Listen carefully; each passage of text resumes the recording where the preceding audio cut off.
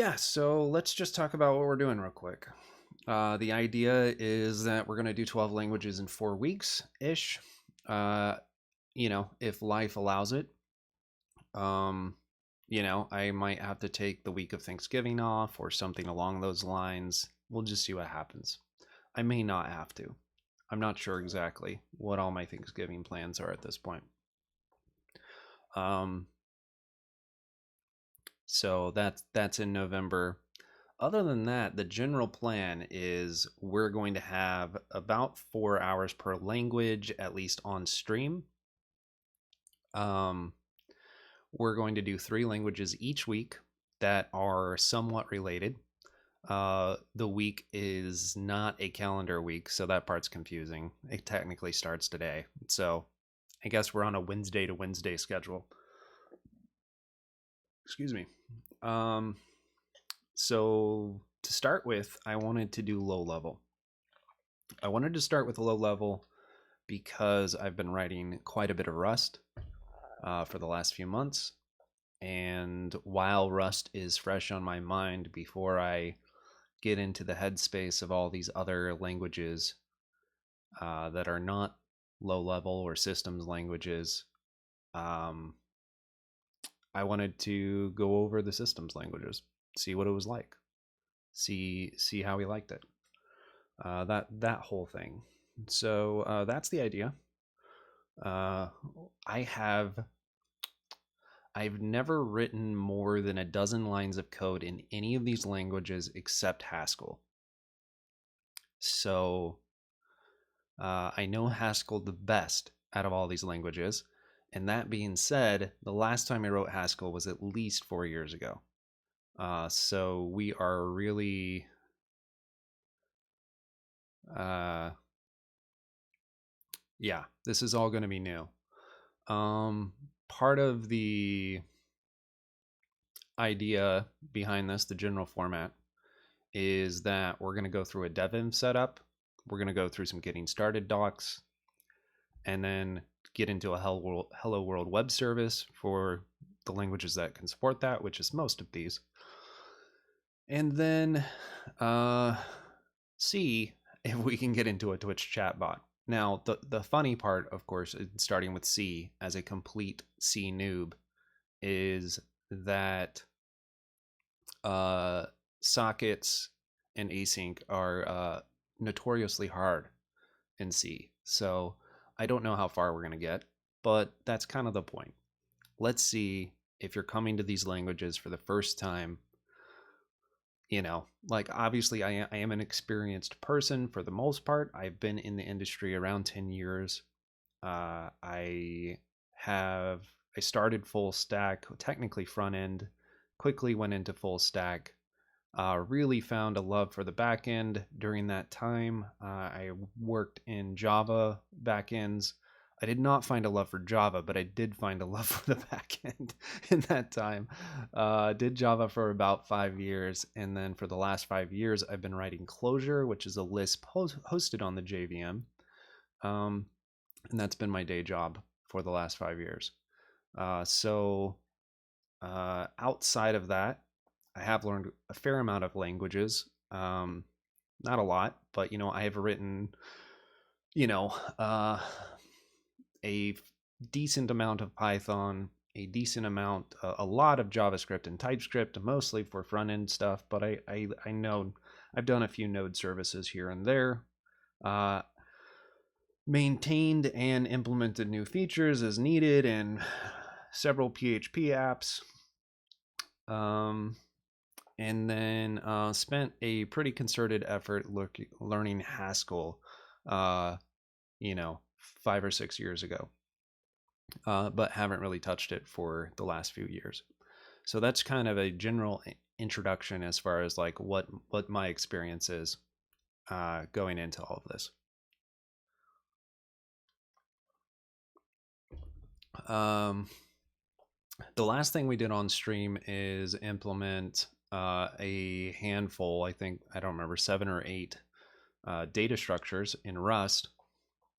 Um, and so that's kind of like the other piece of where where I'm coming from, is being in that Rust headspace, and doing fairly complicated things with the language. But I wouldn't say, uh, there's a difference between doing like a complicated data structure implementation and working on a large Rust project that you're pushing to production. Of course, like those are very different things.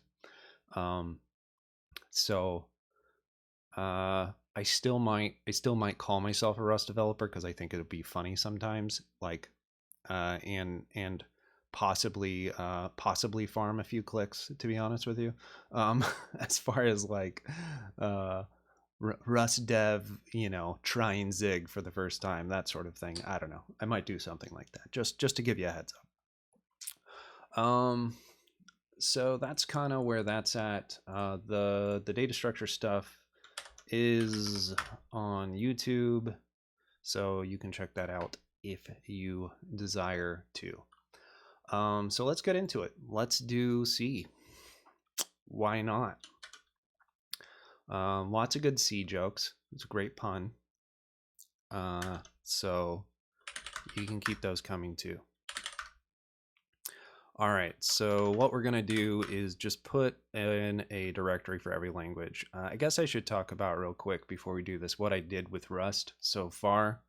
Even though Rust is not on the schedule, it is something that I'll probably keep working on, mostly off stream, is this kind of doing the same thing in Rust, basically. I didn't do a hello world web service. I probably should have or could have, but I didn't. And I just realized actually in the Rust directory, I should probably structure this a little bit differently. So maybe we should write that out real quick before we actually get started.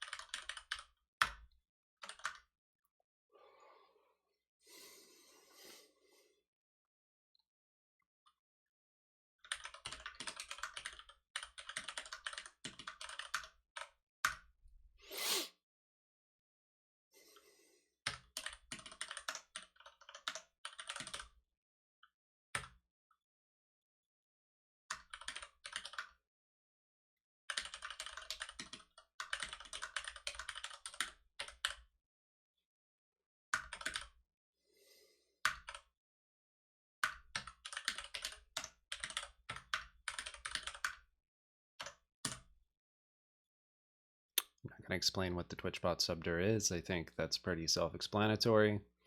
Yeah, I think this is a reasonable thing that I just came up with right now as far as how we can kind of structure working through all these things. All right, sweet.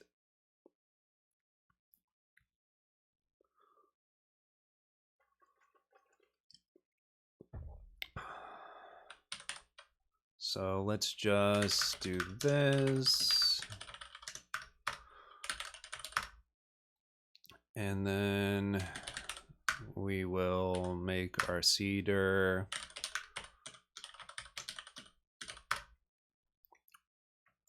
And let's get started.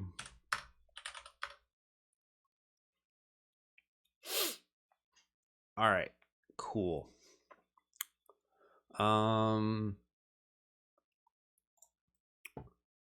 So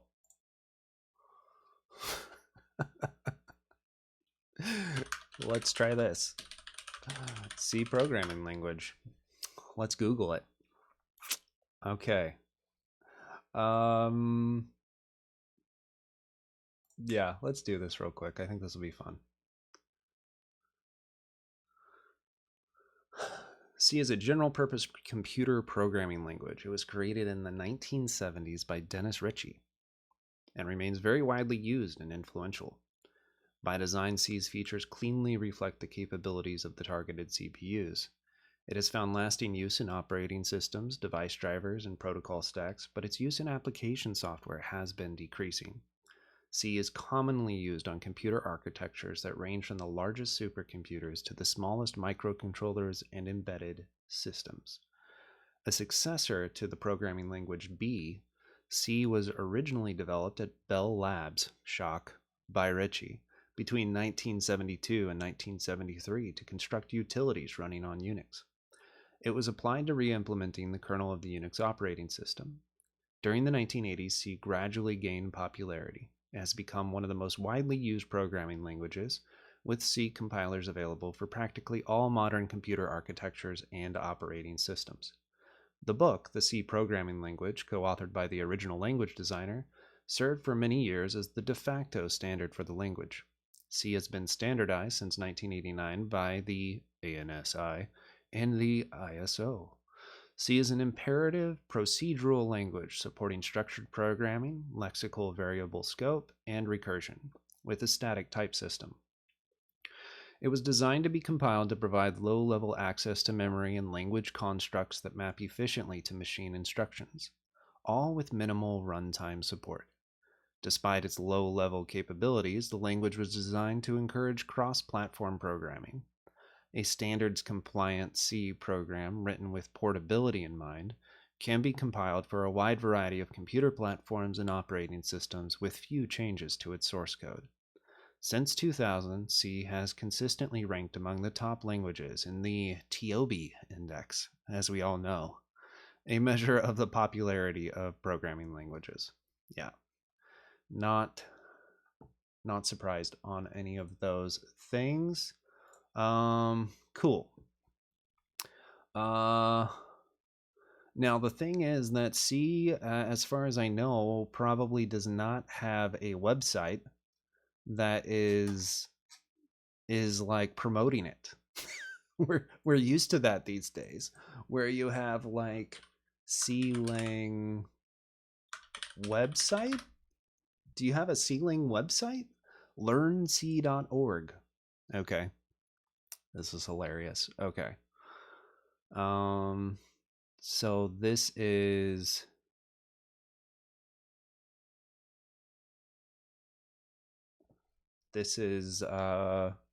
if you're just trying to learn C, you are a little bit screwed. Okay, let's see. cppreference.com provides a pretty reliable reference to the C++ language as well as C. Okay. We can try CPP reference. Wow. Look at this. I've seen this on like Strager's stream, but because he writes a fair amount of C++, but wow. This is something. Okay, so that's the C++ reference. I'm guessing there's a C reference. Okay, there's the C reference. All right. So, C reference. All right. So let's copy that over into our README.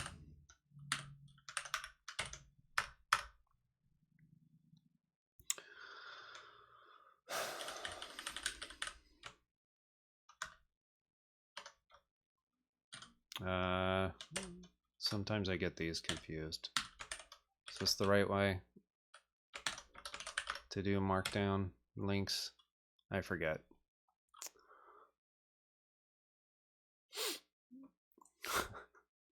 Am I the only one that forgets what order markdown black links go in? I'm really good at forgetting that.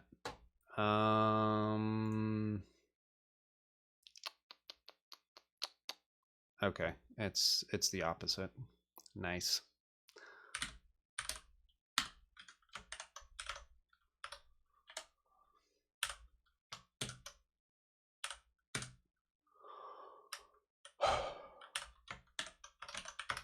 There we go.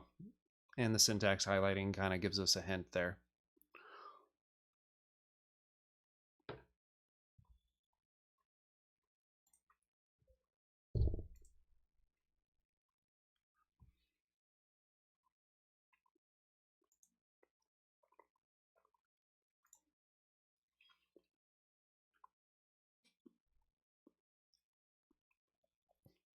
All right.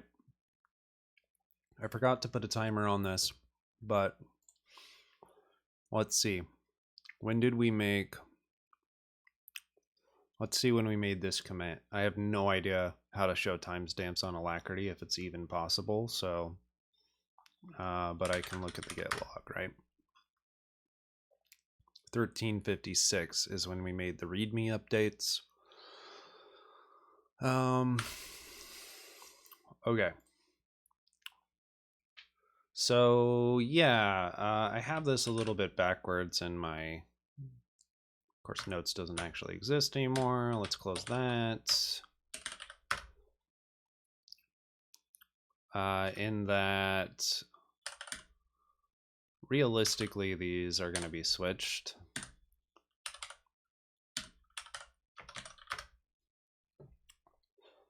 So we'll do that.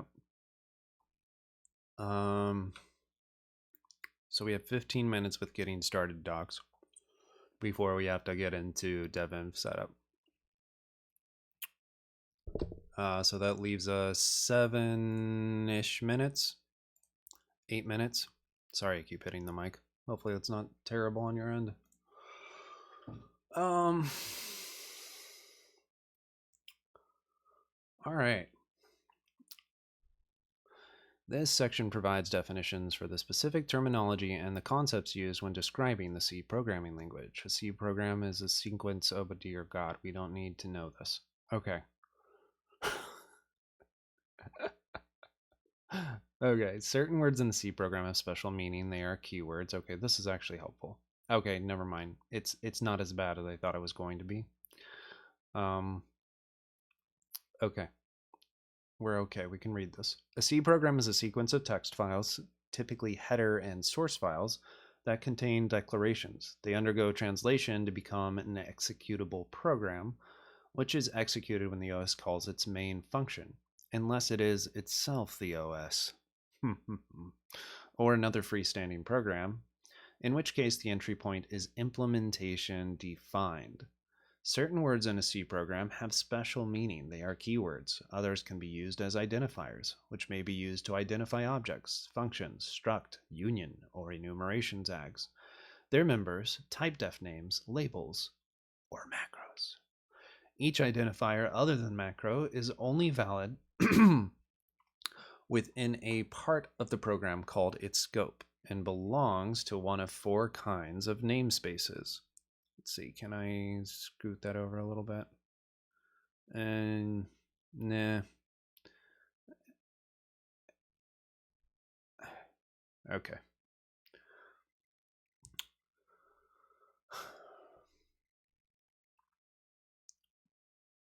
Four kinds of namespaces. Some identifiers have linkage, which makes them refer to the same entities when they appear in different scopes or translation units. Definitions of functions include sequences of statements and declarations, some of which include expressions, which specify the computations to be formed by the program. Declarations and expressions create, destroy, access, and manipulate objects. Each object, function, and expression in C is associated with a type. Okay, nice. I like it. Comments. Think we know what a comment is. JavaScript stole, basically all the C languages, even Rust, uses the same comment syntax. C-style comments. Oh, that's interesting. So basically, the original C comment was what we consider a block comment now, and single line comments didn't come in until C99. No idea when that was.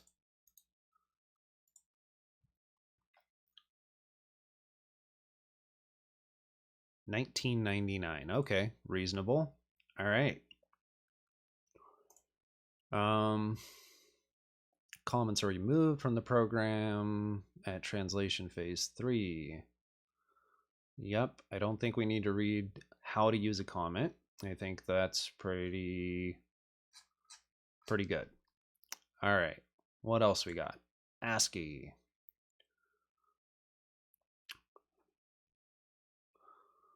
Um,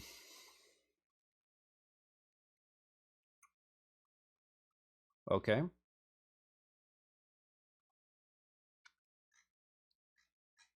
Maybe if I just, like, instead of zooming, maybe I should just increase the size of the text. But then, of course, it makes it not as visible. That's okay. We'll go with that.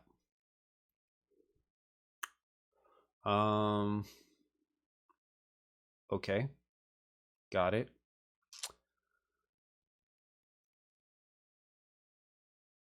Int main void puts printable ASCII for int I equals 32, I is less than 127, plus I, put car, put car.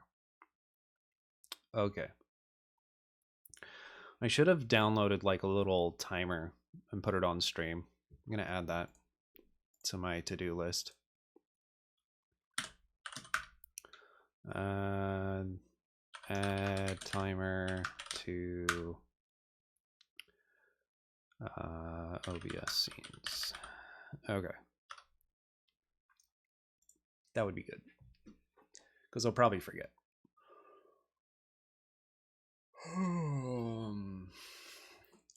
Guess no one likes C.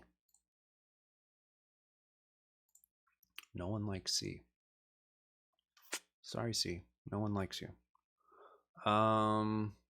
Include stdio.h int main void puts printable ASCII for int I equals I32, put car. Okay. That's hilarious. Possible output. It's so funny to me. Okay, so you can run this. Runnable examples. I don't know where you actually. Oh, there it is. Okay, so it is running, and then it still just shows it here. That's confusing. Anyway, that's the ASCII chart, character sets, and encodings. The basic character set consists of the following 95 characters. Okay, we're not going to worry about that right now. Translation phases. This is going to be like compiler, yeah, steps. Yeah. Okay, we're not going to read that right now. We just need to know how to write code. These are the punctuation symbols in C. The meaning of each symbol is detailed in the linked pages. Okay.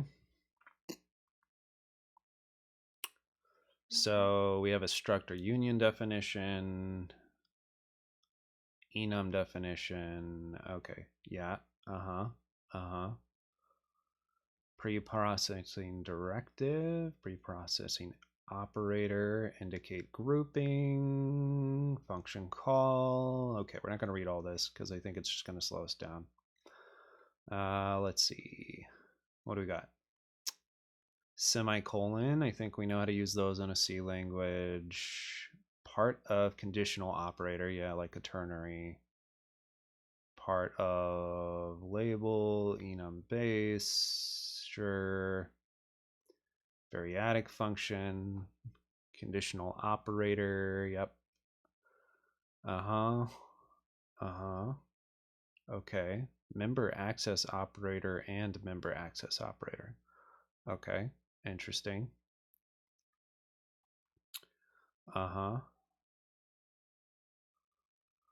Modulo, bitwise, address of, compound assignment. Okay. And we're at time for getting started docs. Okay. I mean, 15 minutes of getting started docs isn't like a lot by any means. So I'm not saying it makes a heck of a lot of sense, and we'll probably have to use them as we're working through things, but we'll just see. We'll just see how this goes. Okay, so let's do. Maybe we just need like a few little examples and stuff that we code up. Obviously, we're not going to start with a web service right away. So maybe we just have, like in the CDIR, we have a snippet, and then I think if we just started with a fizzbuzz, that might be good.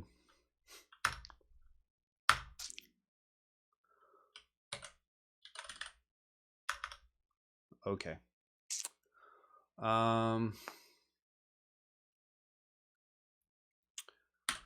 So let's see.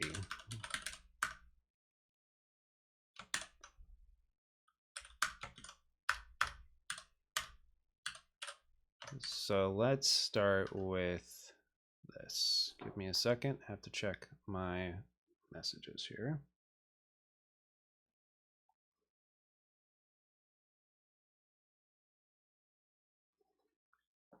Okay, 1 second.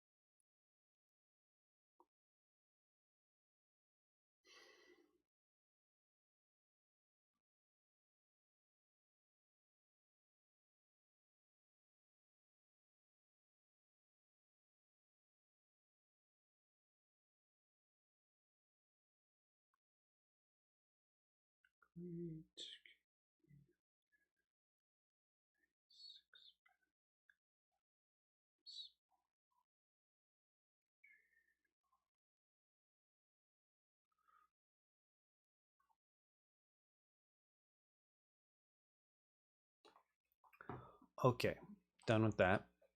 Now this is just from.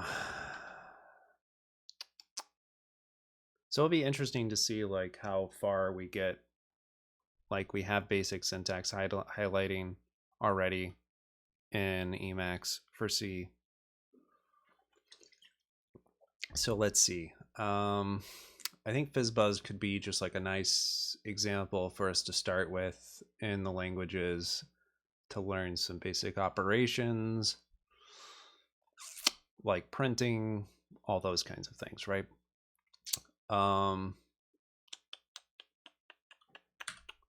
So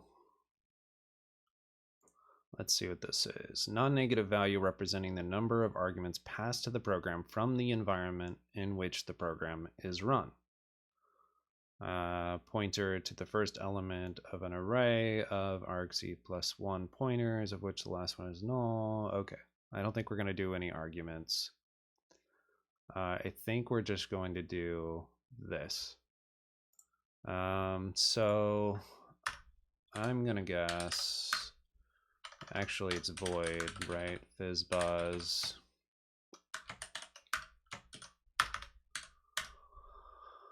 And we're going to want an integer. We'll just call it n. And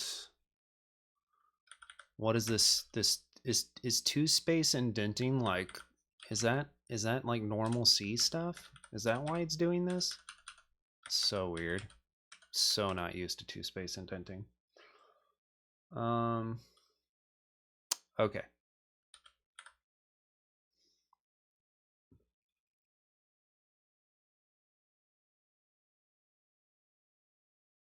Interesting. All right, so then we should be able to just call this like fizzbuzz 5.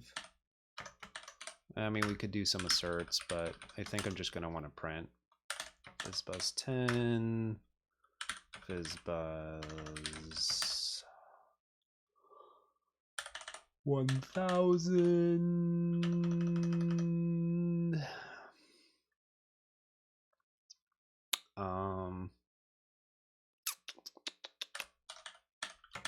Sure, fizzbuzz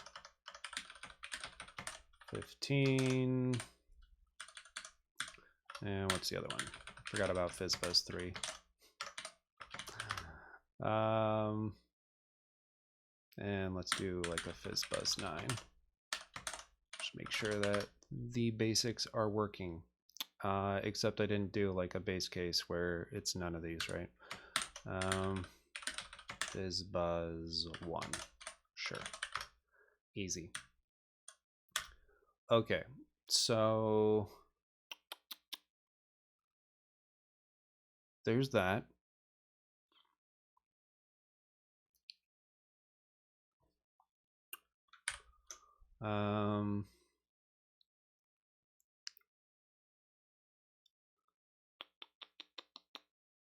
So now I think C has a case statement. Pretty sure. We'll find out. Undefined behavior, memory model and data races. Okay, so let's try going here. Pretty sure we did functions right. Yep, that looks right. Brackets on a new line. Are you kidding me right now?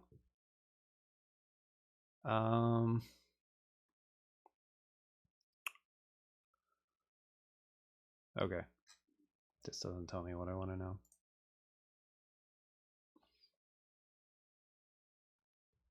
Oh, so if we don't have anything right, we have to pass void. Yeah. Okay.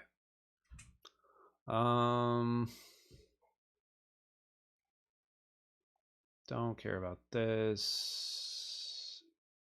Declaration statements.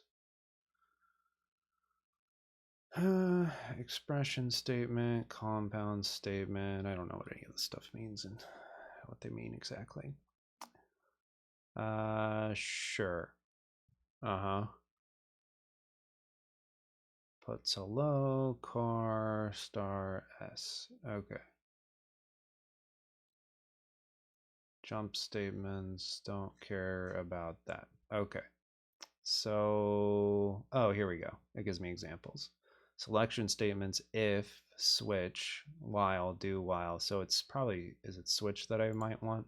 I could just do this with a ternary and then not have to know what any of this is. Okay, so switch. Yeah, no, that's exactly what I want. So is puts, is that print? Puts? Oh, okay. Well, that took care of that. Okay. Exciting. So let's just say switch in. Oh, but this isn't like, it's a constant expression. I can't put a, yeah, we're fizz buzzing in C. I mean, we might as well start somewhere, right?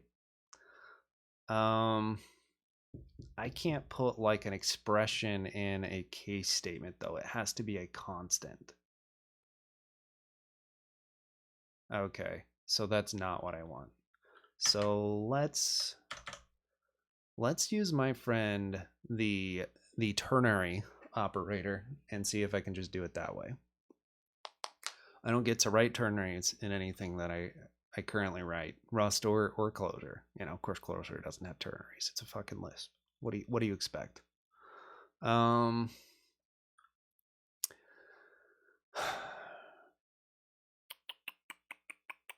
So I'm defining editor support at this point that I'm getting syntax highlighting, and that's about as good as we're getting at this point. No cursing, of course. You guys suck. You guys suck, man. All right. I don't remember the string type in is it's like star, it's like a car, but there's like a star. Okay, C language, keywords, expressions, maybe keywords, I don't know. There we go. Car for the character types. Okay. ChatGPT is probably really good at C. Okay. Signed car. Okay, unsigned car or car. But car is a distinct type, different from both. Okay. Okay. But what? Okay. I definitely read some docs. And what's hilarious about C is the docs are actually the only like real language reference that you don't have to buy is on cppreference.com, which is like the C++ reference. So pretty hilarious right there. cppreference.com. Go to the C section. All right, I am going to ask ChatGPT how to define a string type. How do you define a string type in C? Why does it always do this to me? In the C programming language. Really? Are you sure about this? But you didn't actually. Oh, okay. I missed the car. You know what I did? I read the car as var because I'm so used to seeing that, right? I mean, honestly, one thing that I do like about C so far is that there's not like, oh yeah, I definitely pronounce it as car. I do not say char. I don't know why, because it's character. I mean, I guess you could say care, car, you know, is how it works. It's a hard C, no doubt about it.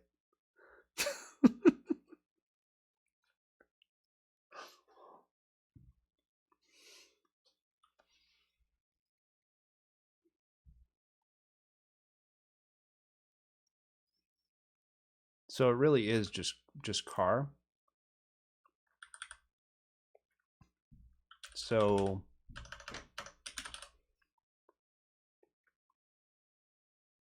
oh, indicates that it's an array. So would I do this if I want FizzBuzz to,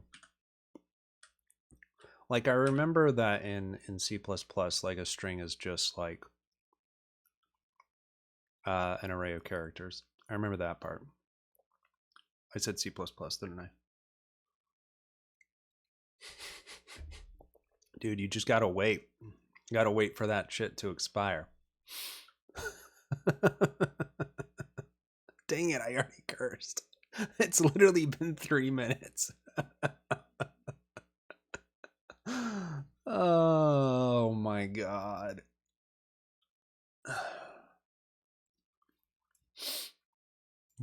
Worst streamer ever. I mean, you're probably not wrong. How about as a function return type? It is cars. Now you're making this funny. Car star. See? I mean, if you're writing C, you want to say char star? No, you want to say car star. So good. Now I just want to say it to trigger you. All right. We're gonna return this. What I don't actually know. Okay, I would say that my C syntax highlighting is not so great, considering put is a like literally a print line, and it's not actually syntax highlighted. No, I'm not too old for Pokemon. Are you kidding me? I'm pretty close, but not quite. We had Pokemon on our Game Boys. Absolutely. Do you know what a Game Boy is, Dylan? Have you ever heard of those?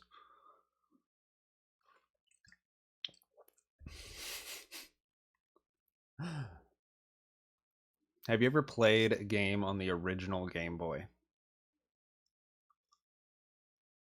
Nice. Very cool.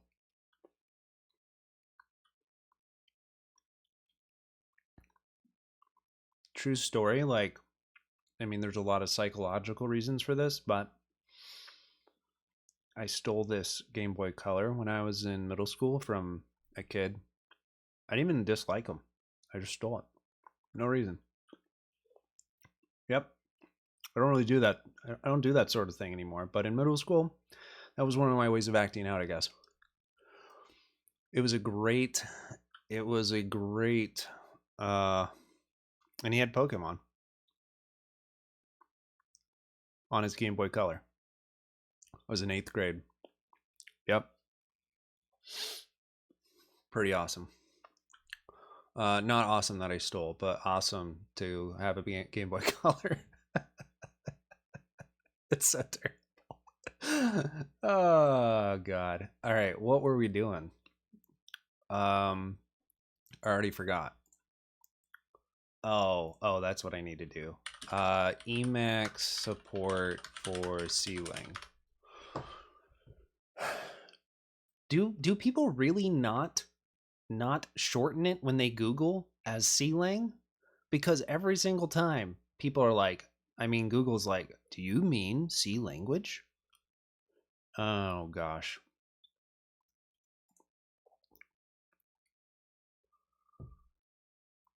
Use CC mode.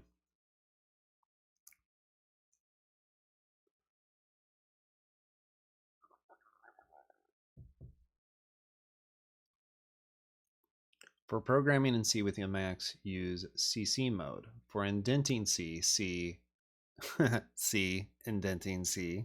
Wow. I do not care about an integrated environment. I don't care about all of this. I think I might when I get to C++ though. Ooh. I don't know. What do I want? Ooh, there's an LDoc mode.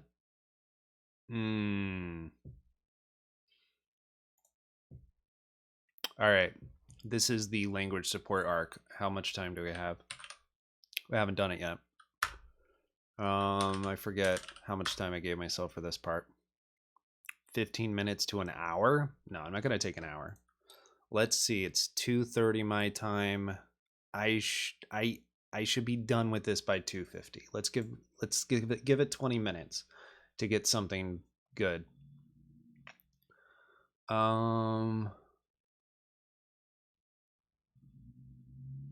It currently only works with the C language. Oh yeah, I forgot. I don't even have a C.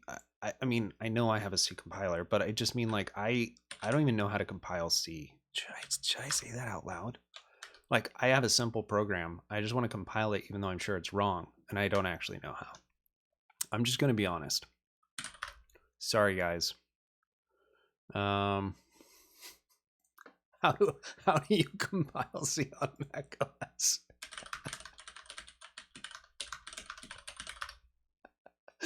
Oh God. You would need an IDE. That is such an absolute trigger for me. That is not true. Okay, that's obviously a stupid way. You'll need to get a compiler. The easiest way is probably to install Xcode development environment. I already have that. GCC. Okay, this makes sense.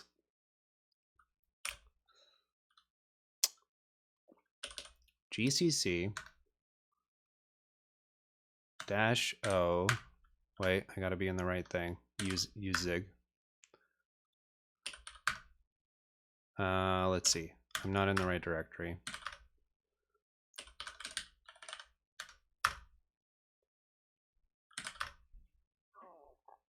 Why are you timing out, Starship?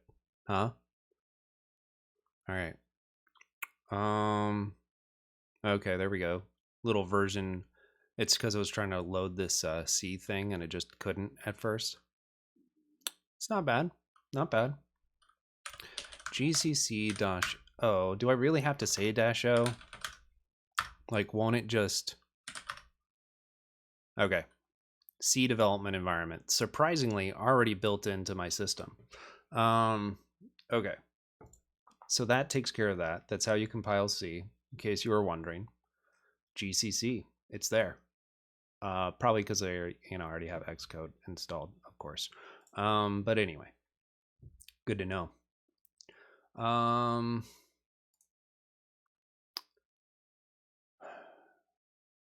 right. C LDoc mode sounds really nice to have. Let's see about C LDoc. I don't think I have anything in my current Emacs in it about C. I can't search for C, right? That's not going to work. Do I have LDoc? Nope. Okay. So let's see. What do we want to do? Let's get down to my language definitions.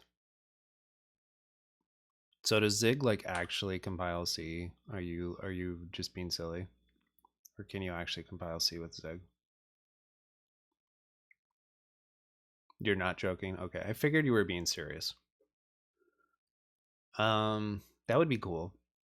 We can do that when we go to Zig. And I install all that stuff. Okay, yes, we know. Corfu.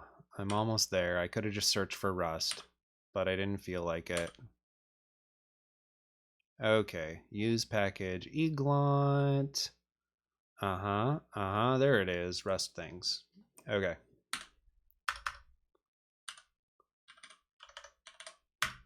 Clang things.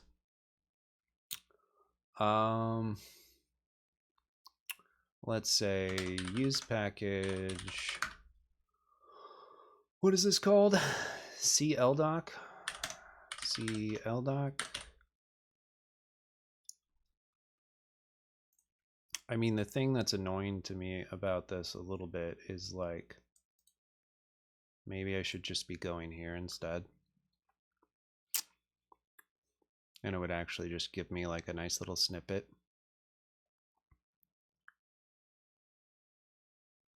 Add hook, C mode hook, C turn on LDoc mode, C turn on LDoc mode. Okay, exactly. I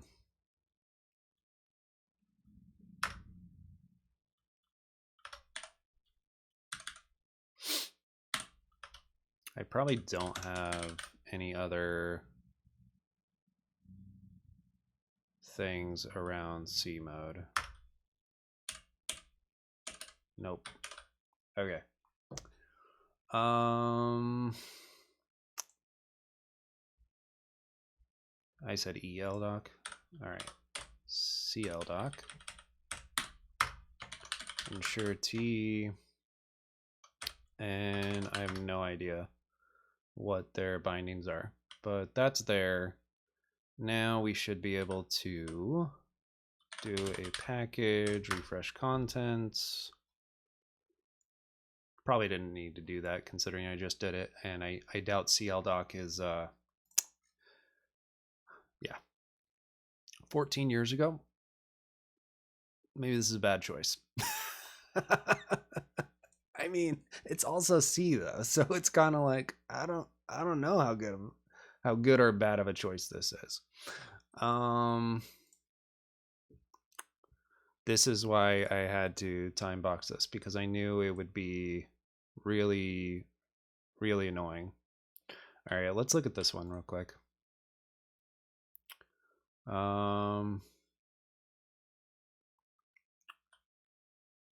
Use CC mode. Okay. I'm fine with the way the indentation's happening right now. It's just a 2-space indent. Display description of the function under the cursor. Oh wait, no, this is just that. That's probably not something I actually want. C development environment for Emacs. Okay. Oh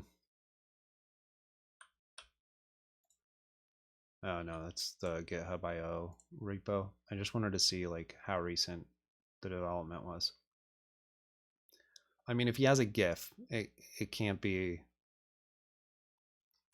too old. Like if he bothered to put a GIF in a website. I feel like I don't mean that GIFs are a new thing. I just mean like it couldn't have been that long ago.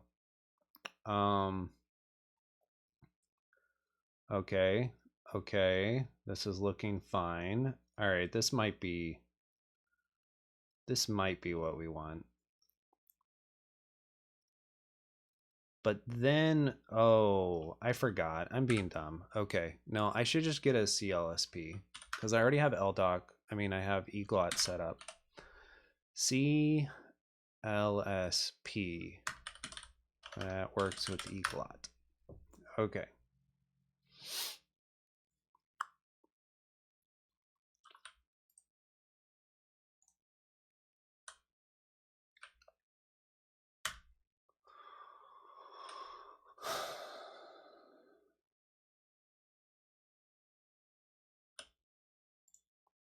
Do you guys hear a mic buzz? I don't know if it's just me. Maybe it's filtered out for you guys. Okay, cool. I have a filter on OBS that's probably taking care of it.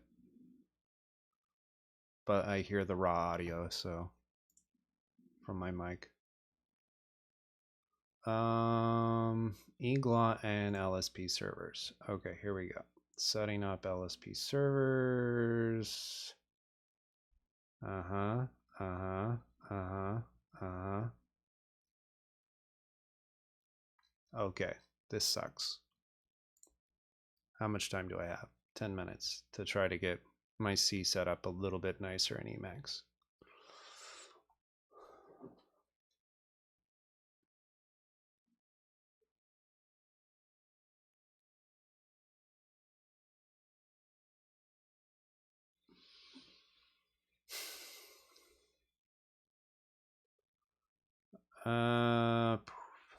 C is hard to Google. All right, CLSP. Language servers. Okay. Okay, this works. I guess we could try langserver.org.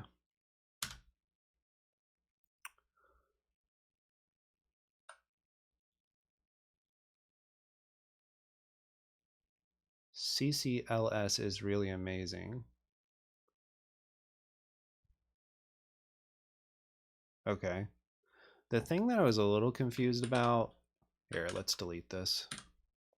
I don't think I want to use a 14-year-old package, especially if it's going to work on C++. Oh, I guess this is showing that I'm in C mode. I just thought it would be better.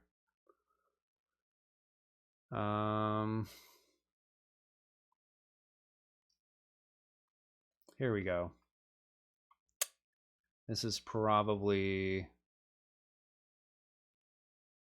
repository CCLS. Okay, let's look at this one. They have one that's the LLVM team. Wow, crazy. The things you get with C. C, C++, and Objective-C language server. Okay, okay, okay. This is looking pretty good. Getting started. Click here. This looks like a banner that will lead you to viruses.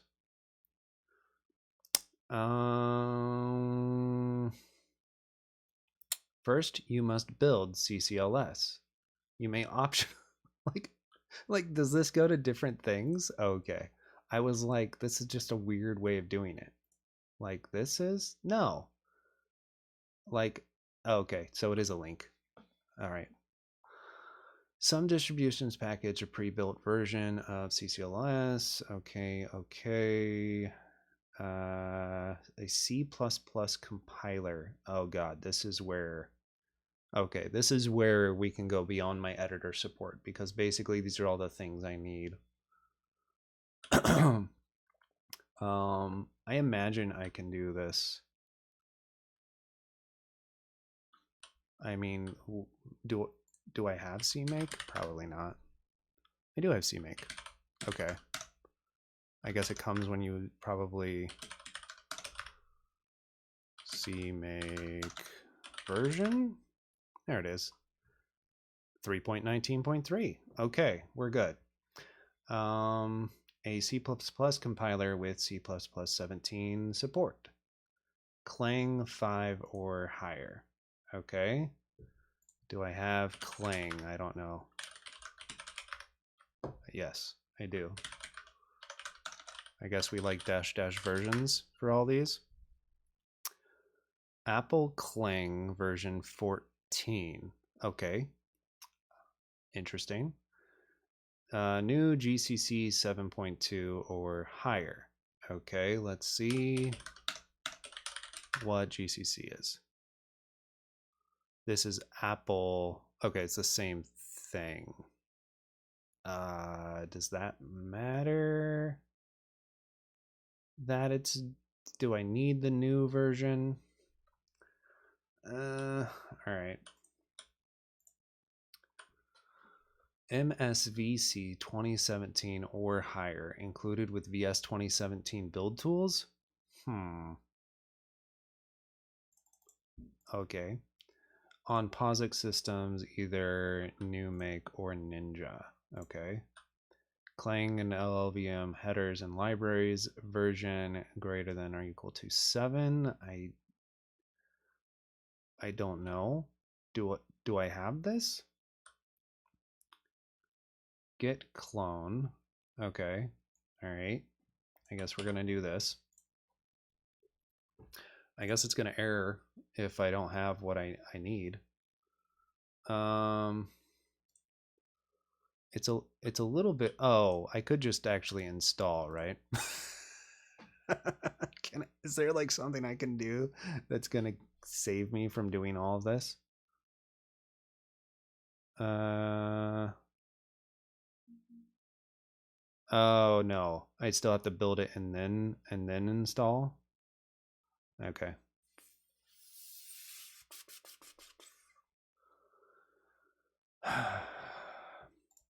Let's just try this real quick, just in case this happens to work. Of course, CCLS might be something completely different than what I think it is. Squeal light. Okay. LLVM. Interesting.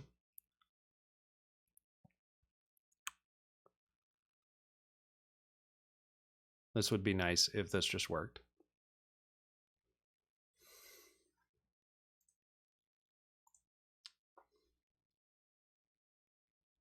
System specific. Okay, I should have just clicked system specific, obviously. Oh gosh. Michael, why didn't you just click on that to begin with and not go through this whole thing that you just did? Very dumb. Very silly of me.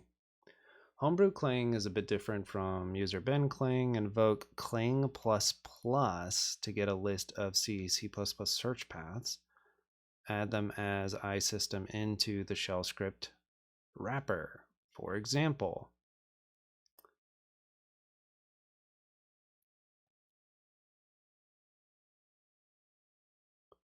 Okay. So once this is done, we still have to do all this. Well, at least this will save us time with C++ as well. We should be like already ready for C++.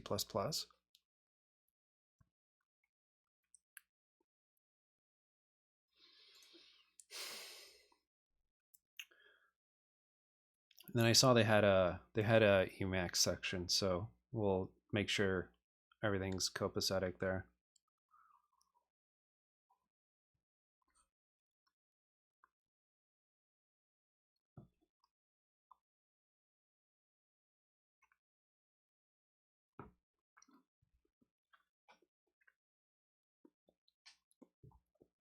Looks like that's still doing some things. I need to bring in a order that's at the door.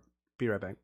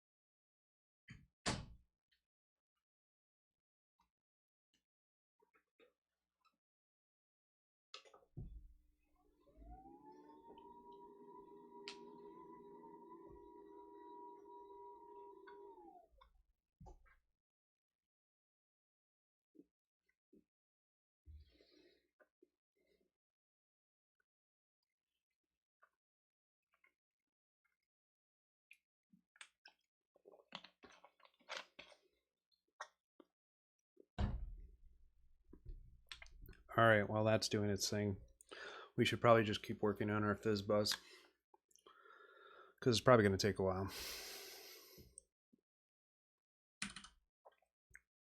Okay. So we have a car star. That's cool. I don't actually know if you can do this in C. I'm hoping that I can just like call a function and put it inside of another function call. I might have to like actually declare it. I have no clue. Okay.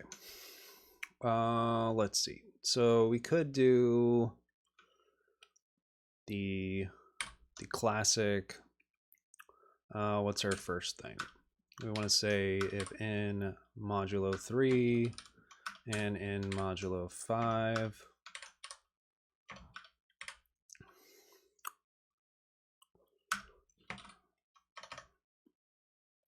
How do I want to format this? Maybe I should just do else's instead of making ternaries a thing.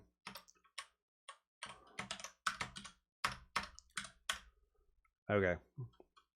Then we're going to return fizz buzz. Let's remember our semicolons. Else if in modulo 3, if I knew how to type, return fizz, else if in modulo, why do I keep pressing that? Yeah. I really like ternaries, but then I was too annoyed with the thought of dealing with like editing them. Else we're just going to return in as a string. I don't know how to do that.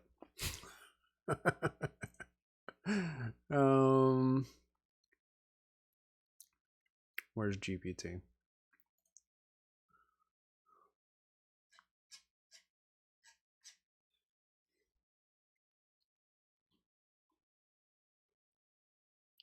What Straker said about CPP reference is that it's the most useful when you know the name of what you're looking for. So, yeah. So basically, it's only useful to people that already kind of know the language. Pretty funny. What was I gonna say? Oh yeah. How do I cast an int to a string in C?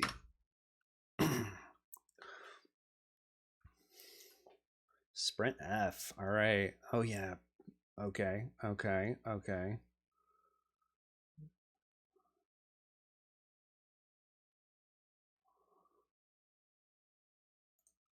Car stir 20.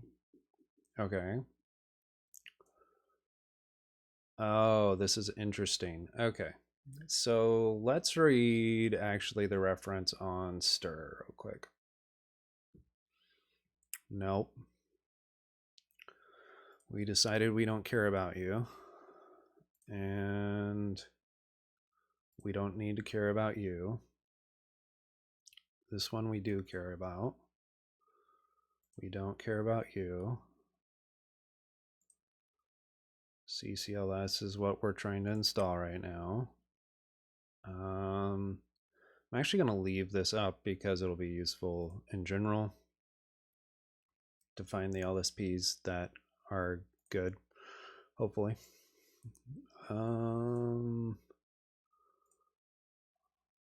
Eglot, I don't need this. Don't need that. Where the heck are we? This is Eglot still. Oh my gosh, I have so many tabs open. This is really annoying. Okay. Okay. Okay. Is this exciting or what? Is this like really, really good content? There we go. Yeah. Here's all of our number types, data models. Okay, so how do we find out? I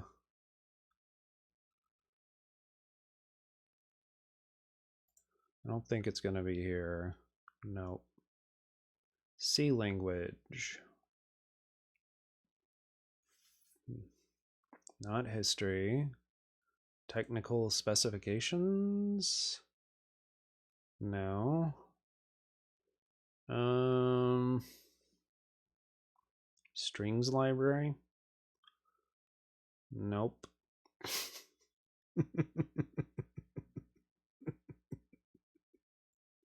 All right, I give up trying to use this. It's so bad. What is the search like? Stir? Any stirs for me? No. This is CPP reference. See, this is the problem. I just want stir and see. Like, how do you not have a way of explaining how to use stir and see? Oh my god. See. I mean, we can do this? Nope. Well, maybe. Stir, no. String manipulation. Okay. I guess we'll Google stir. Stir C language.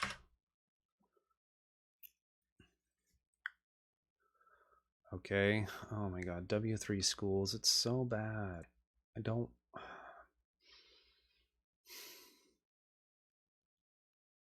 Uh-huh. Uh-huh. Okay. But did Jeopardy just like make up this whole stir business? Is that like not a real thing?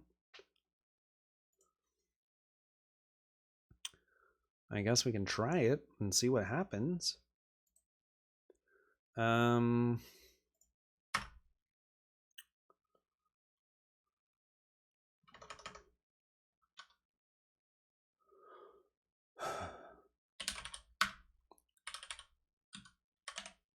Sure.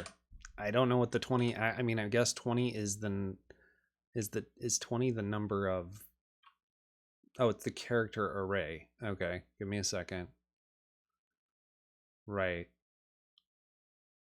So it would be the number of bytes most likely. I mean, technically, if it's a character array. Oh my god. Stir is just the name. I'm so dumb. Ah, car is the type. I'm defining that it's an array as 20. Stir is just the name of the value in this case. Oh my God. C moment. Okay. Good times. Sprint F stir %d number. Okay. And then we're going to just return stir. And then here we have to return 0 successful. Oh yeah, it's n, isn't it? Just kidding, guys. Okay. That did finish. Let's just see what happens though first. When I do this. All right, let's look at these good warnings. Look at these good errors from the C compiler.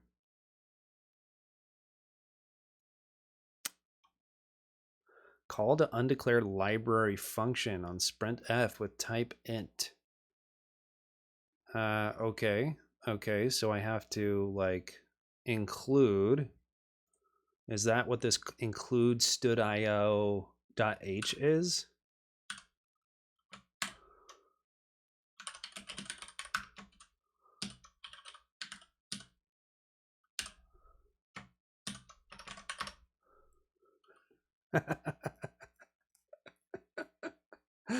Hey Soundal, how's it going?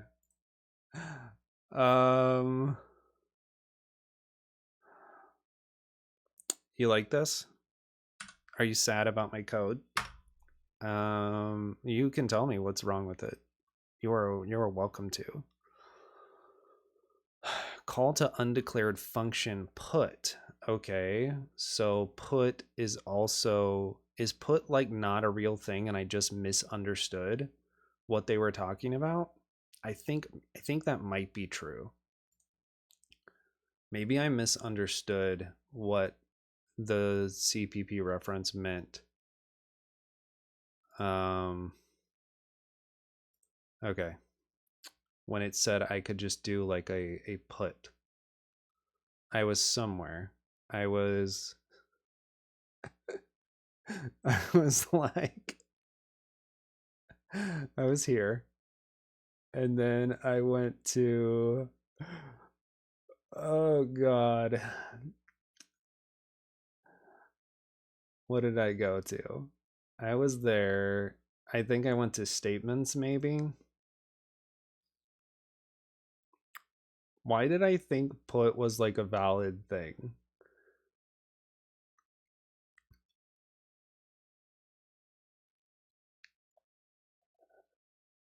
Oh, it's puts. That's why it's puts. All right. It's puts. My fault.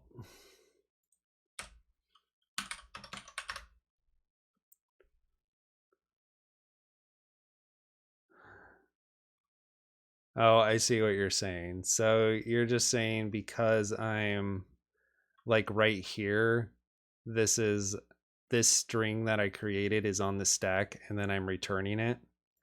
Is that why you're saying it's bad?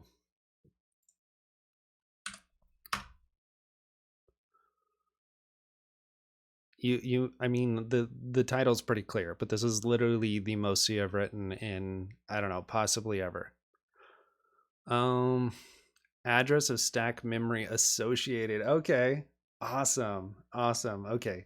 So you can't return values. You can. This is a warning, not an error, right? So I can return values from the stack, but you shouldn't. Okay. I mean, this is probably something I should know, but I don't.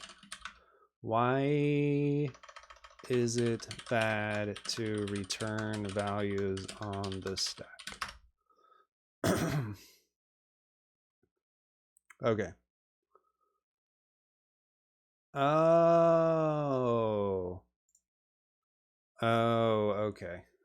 Okay. So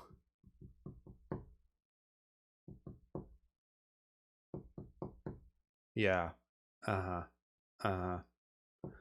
I get it.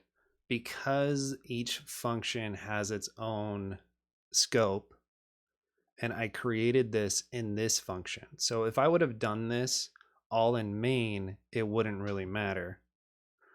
But because I've created it here, it's allocating this, but then any other part of my program could actually just overwrite it, because it's no longer reserving that memory space. And once this stack frame goes out. Is that like a fair explanation, Soundle, if you're still around?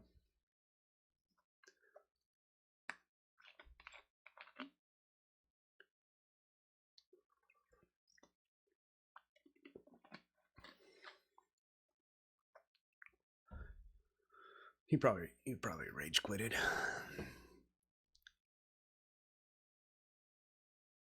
Instead or use heap. Okay.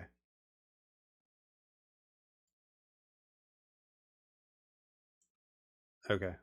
Got it. It's good to know about. Okay, so let's see. We should have a dot out. How? So wait, what happens when I do this? like it's a dot. What happens when I compile and see? Like GCC fizzbuzz. Oh no, that's -o. Okay.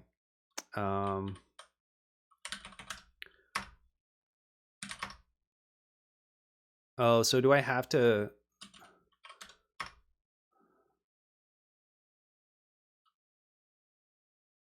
Fizzbuzz.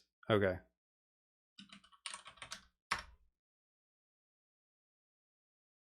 All I'm getting is fizzbuzz.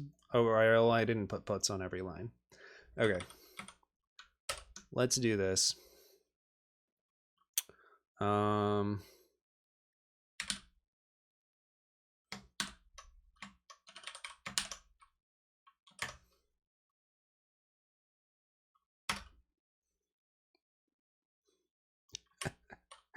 The indentation went crazy on that one.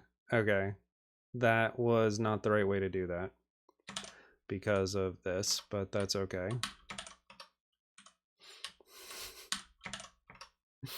We'll just do this the Grug way.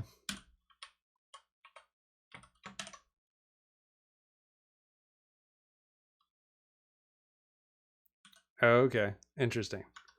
I didn't remember that you did C, Soundle. At all. But I can't always keep track of everybody. All right. So let's keep it as an out. Let's remove a dot out.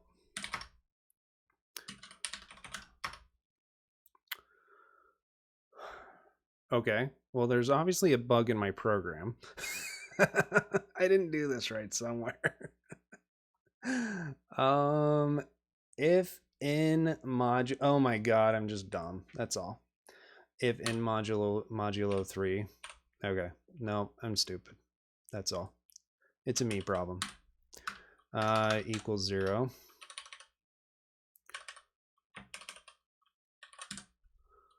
Surprisingly, it's a logic problem. It's all right. I just failed fizzbuzz. That's all.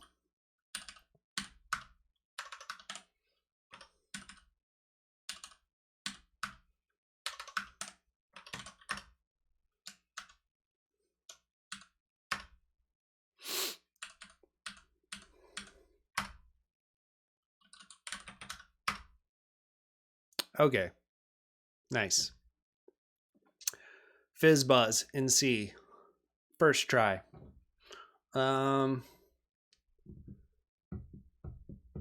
While breaking the whole like don't return things from the stack rule, and but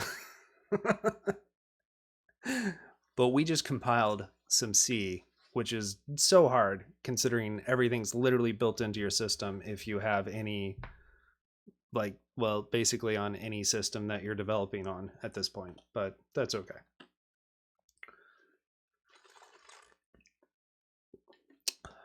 You know, I didn't have a reason to do it. I didn't have a reason to do this for 10 years. So, you know, we're just getting to it now.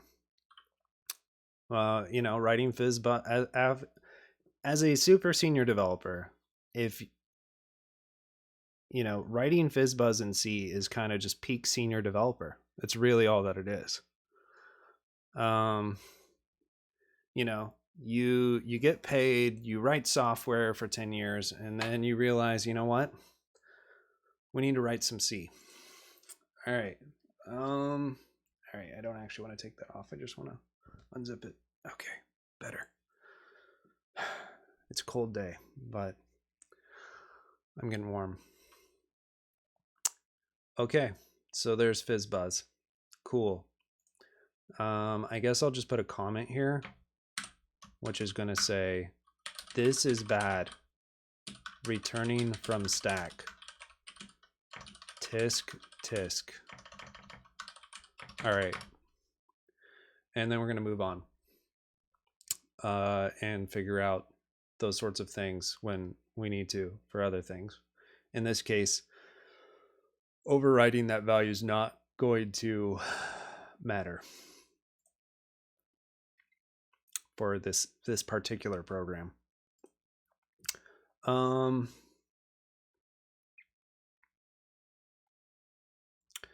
So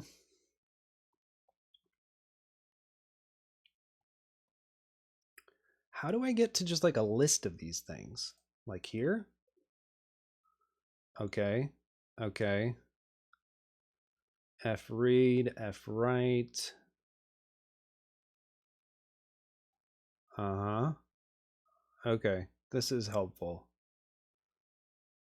This is a little bit more what I was hoping existed. This is under CIO, file input output. Input output support. Very, very useful useful things here. Okay, let's go back to our editor support. We got FizzBuzz done. Just absolutely nailed it. I wish there was like a okay. I'm getting a sense here that I don't know what's like idiomatic, but if I actually just say out and then I have my programs, all my little programs say out for these little snippets, then I can easily ignore those because it's you know, like obviously I don't need to commit that sort of thing. So that's what I'm gonna do.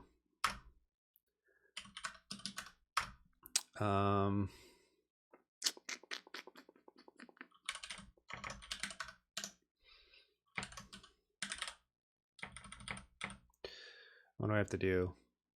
Does that work? I think that works actually.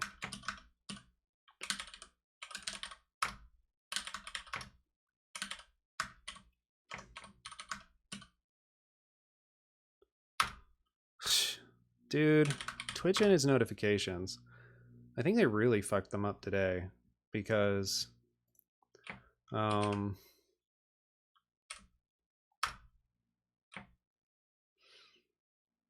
was like nobody here for a long time. And I know that's definitely not like a me problem. I'm awesome. No, I mean it was like probably 30 minutes before people really showed up. At least it felt that way. And the few people that did came from Twitter. Or so it seems. Okay. It has everything that I want. Okay. C. FizzBuzz. You're never on Twitter.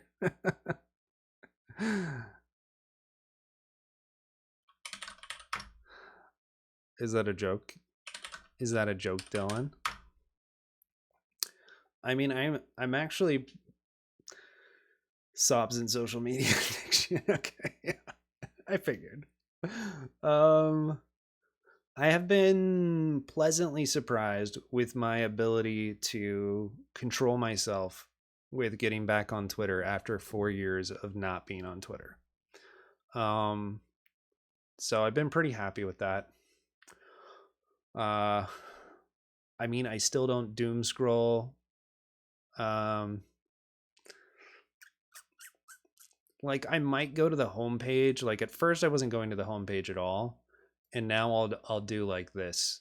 I will click home,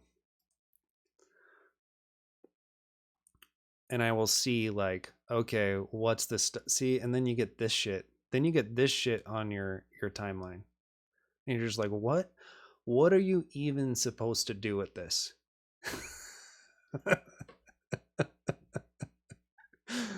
um, yeah, block it. Absolutely. There it is.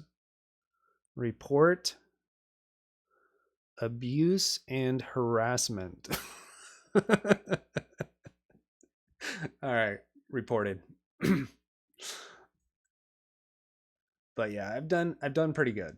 That's my point. Yeah, poor Dylan. um,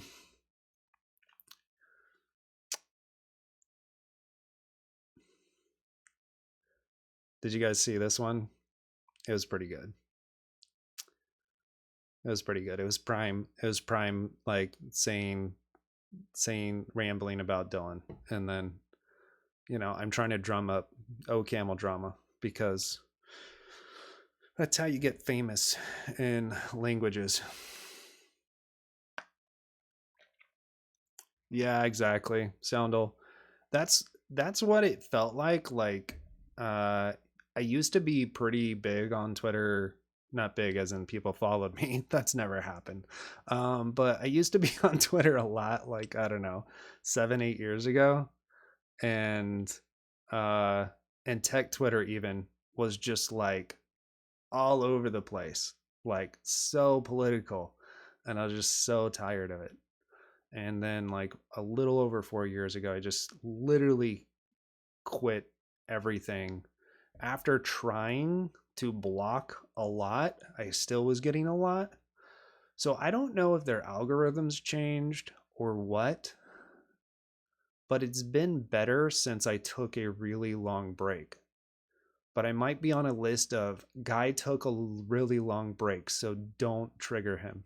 That's the list I'm on for their algorithm. Um, yeah, I don't know. I don't know. I don't have strong opinions about that because I wasn't on it. I wasn't on it during that whole period really. Okay. So let's see if we can get this LSP working in Emacs. Um I mean, we have basic stuff which is fine. This basic syntax highlighting, this is just like normal C mode, I'm guessing. C mode should be already what I'm in. Yep. Um, it's fine. It's not terrible. But if we can get an LSP working, especially for when we get into C++, that will be ideal. But FizzBuzz just got myself a junior past level 1 junior tech interview. Um good stuff. All right. Peak of my career, 10 years writing FizzBuzz in C. All right. Let's go back to wherever that was telling us how to install this LSP thing. I don't need to build it from source. So we go to system specific, which I think is what I have here.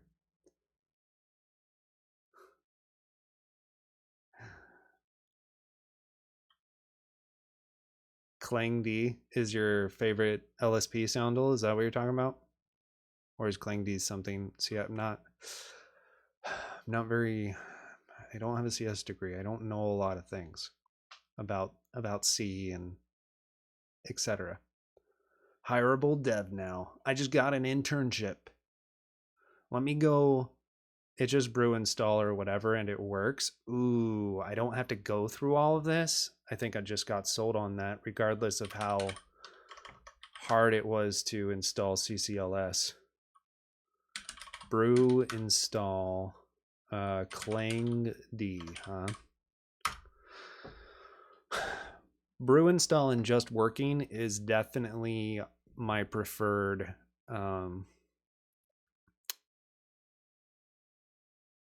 Cling? Nightshade? I mean, Soundle?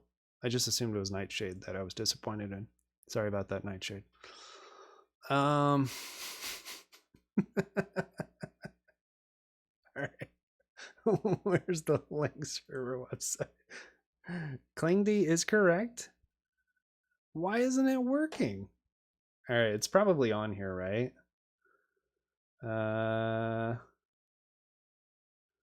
Why isn't it on the Microsoft website? Did they not pay? Oh, it is. It's right there. I was like, did they not pay Microsoft enough money to be listed on their list of open source language servers?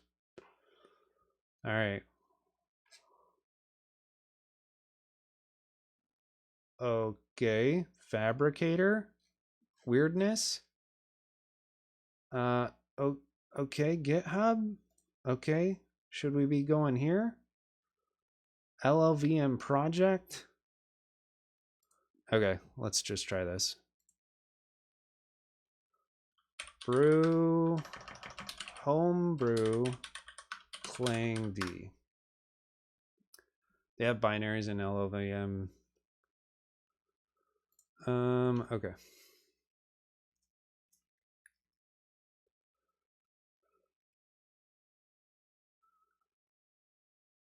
Okay, let's just look at the answer because usually the questioner is wrong. Which means that it was not symbolic linked into user local. LLVM brings its own libraries. ClangD is in. You need to add this directory into your path. Okay, I'm pretty sure I do not have LLVM. Let's see. I can't remember if I've ever installed it for some other reason. It doesn't look like it. Okay, apparently this should just work. I can just install LLVM using Homebrew and it's included. We'll find out if that's true.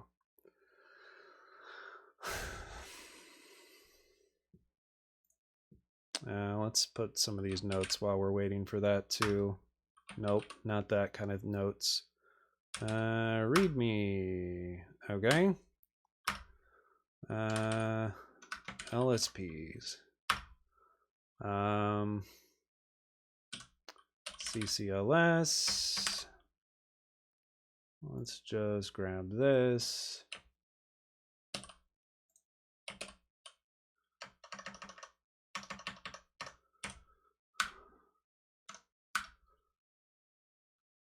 Difficult. I don't know, difficult. It's not difficult, it just takes work. Cumbersome build process. Yeah. Yeah, it's nice that like I didn't have to install anything special for Rust, right? ClangD. Nightshade already got us the Cling these nuts joke. So we will leave that as it is. But now I mean, it's on the LLVM project. So how do we even fucking link it? I guess to LLVM. Where'd my LSP list go?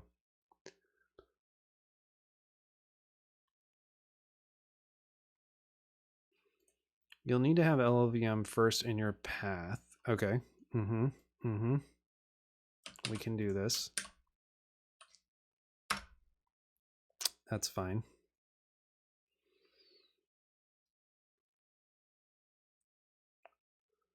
Let's just see what's, because this is what they were talking about.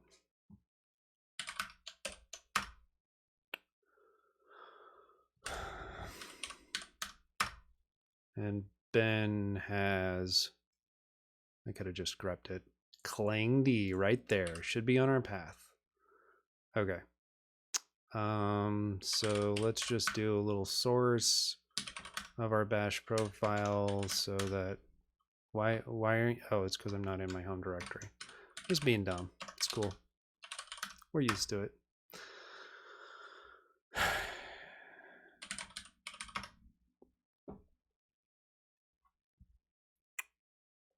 I don't know what that does.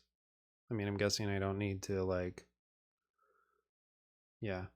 Okay, there it is. clangd.lolvm.org. Let me see if my browser is set correctly. It is. All right.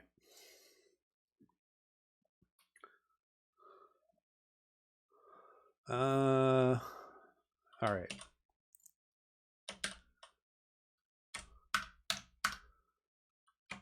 Just brew install LLVM and you're ready.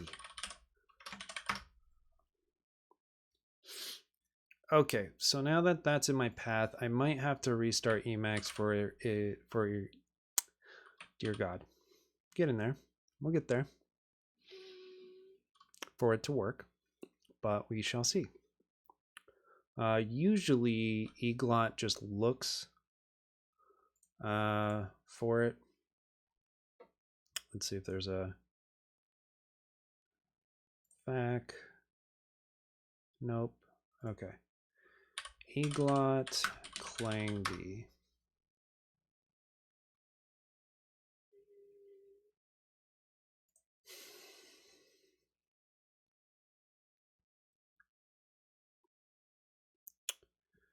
Eglot server program.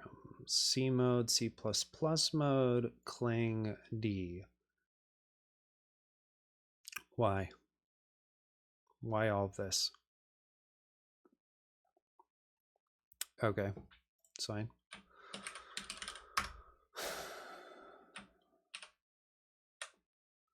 All right, here is my use package eglot hook, closure mode, Java mode, eglot ensure.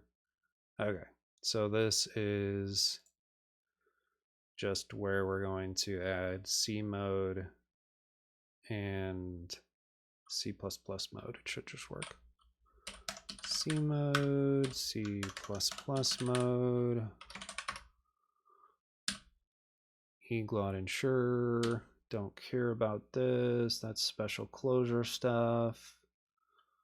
Okay, this looks fine.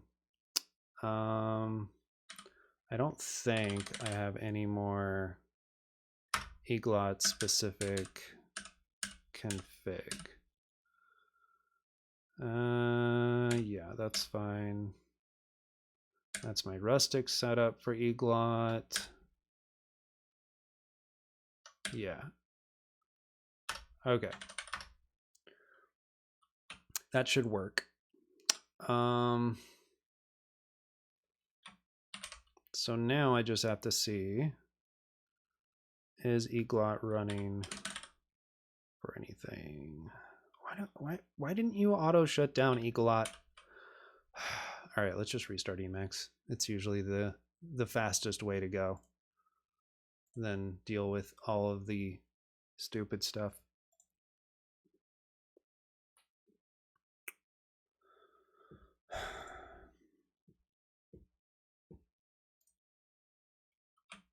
Okay, I shouldn't need to actually run clangd in my own thing.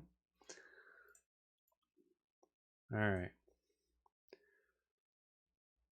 Hopefully the auto scene switcher isn't too nauseating.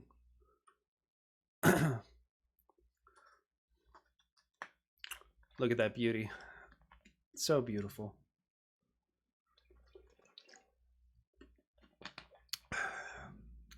The lag is just on stream. It actually booted up in microseconds for me. It was just a stream lag.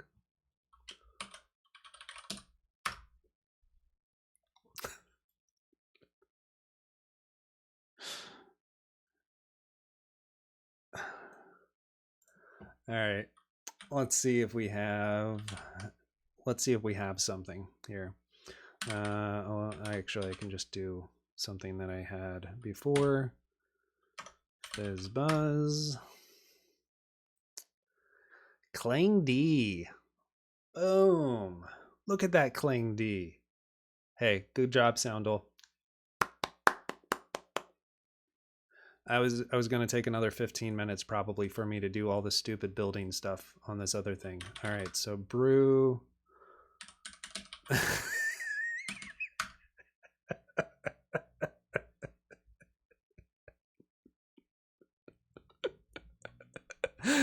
Oh, that one was good, PM Moss.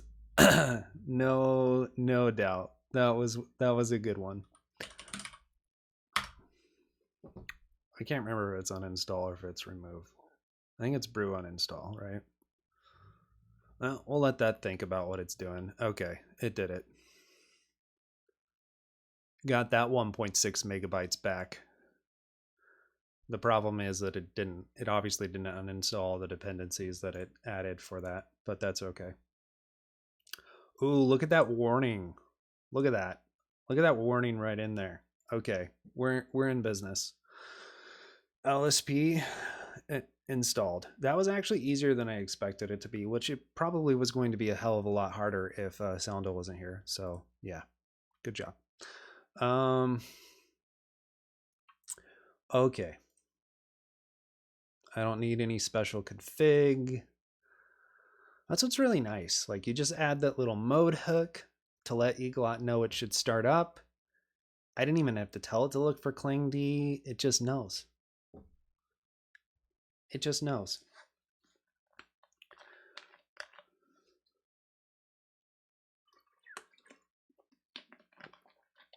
All right. We're at 2 hours in. So in 2 hours, what did we do? I mean, I didn't get started for 15 minutes, let's say. Let's just be conservative here. So in an hour and 45 minutes, we read some documentation. We, yeah. Oh, I'm sure. It's frustrating. We read some documentation. We tried to figure out how CPP reference works. Mostly failed, but tried. It is not the most user intuitive website I've ever been to. We used ChatGPT to help us out a little bit. We wrote FizzBuzz, and we got our editor config working, and that was mostly just installing an LSP and restarting. It's not too bad.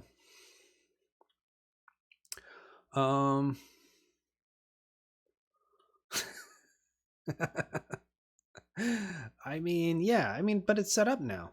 So if you just did all of that mystery, then you would be able to write it in C. And no matter what project you're on, you should be using C instead of Python. And if you're saying it's machine learning and I need pandas, you should just be writing it in C.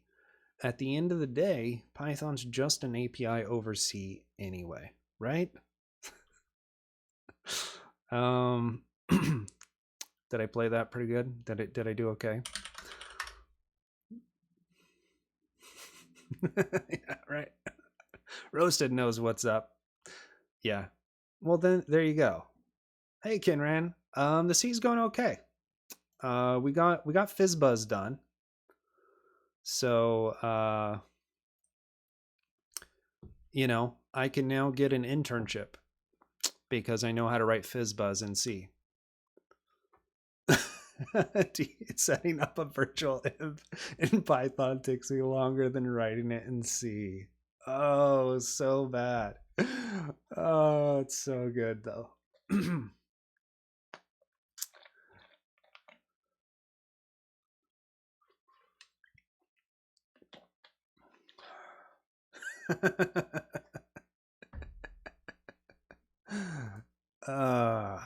Yeah, that's weird. That'd be really weird. Do you use NixOS, Soundle?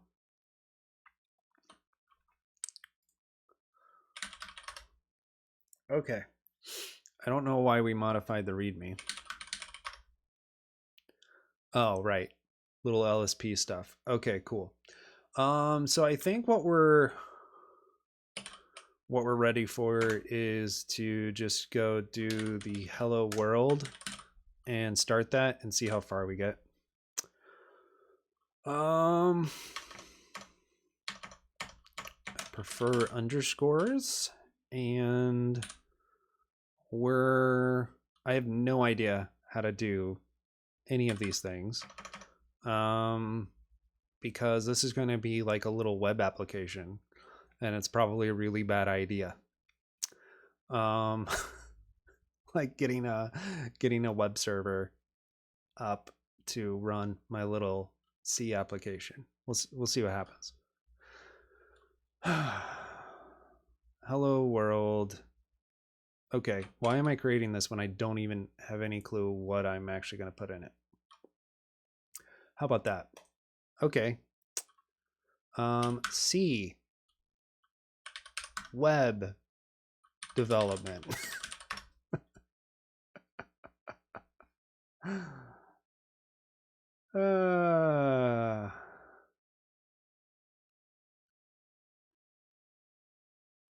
Yeah, no, we're doing it.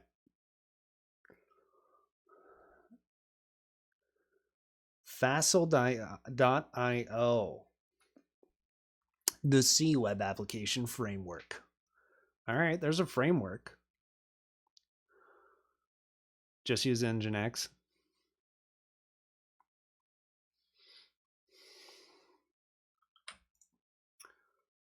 (2009) core.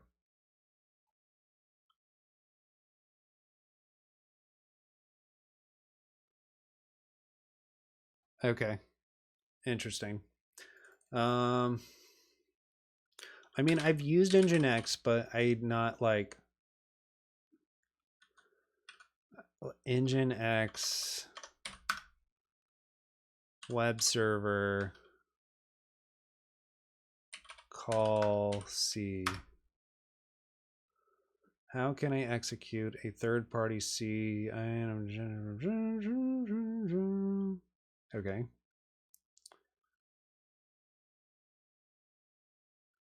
All right.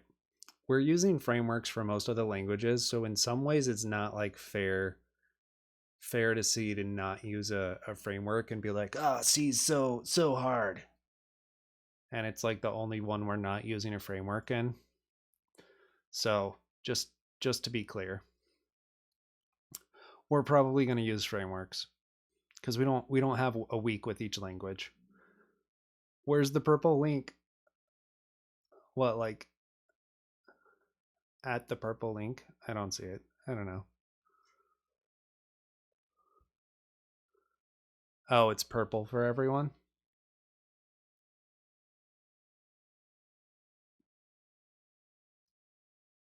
I don't get it. It's fine. Oh, it's, you mean, did I have a purple link? Like, oh, do you mean like I had a visited link already?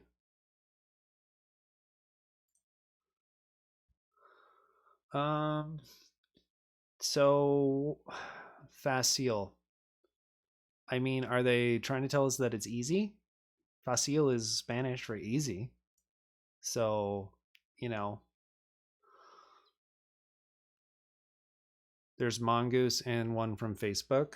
Okay, let's look at source code. Oh, how to serve a static file on Nginx. Yeah. Oh, that's hilarious. Oh, it was on the Nginx thing. Yeah.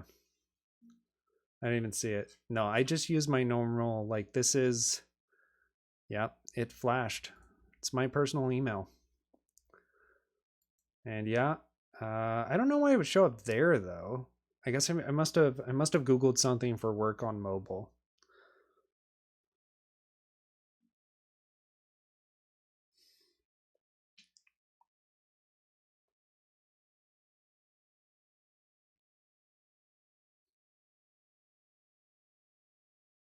1 second. Yeah, I was for a dumb. Oh my god. So we have a Zoom app. Bad choice. Don't have a Zoom app. If I can give you a piece of advice, do not have a Zoom app. And we've been going through this process of, verification for their marketplace. Some of the dumbest shit you will ever see in that application. Unbelievable.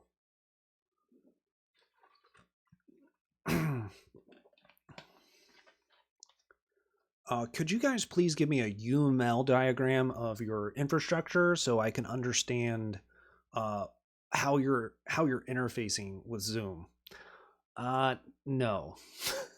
No, you can't. Like, I'll give you. I did a thing with 3 blocks, and I was like, this is what touches Zoom to start with, and this is what touches Zoom when we're done with the meeting. Done. That's our infrastructure as far as you should at all be concerned about it. Oh, unbelievable. A C micro framework. All right, this isn't a meta framework, guys. This is a micro framework. Yeah. Yeah. Yeah. You know it's serious, Allison, when it says micro framework, right?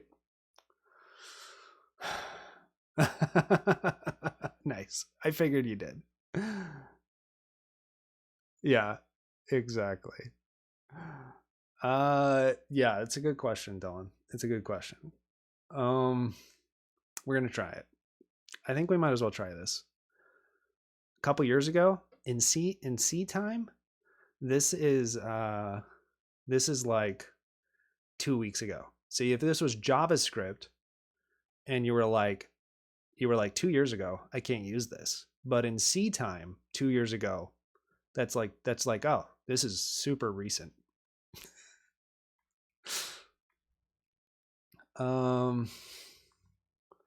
Okay. Okay. Exactly.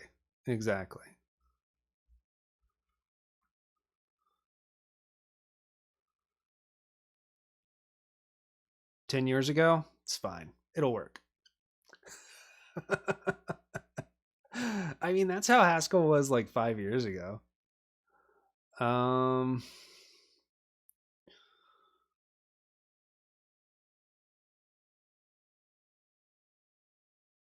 Everyone on the Iodine server is running on facile.io. Nice.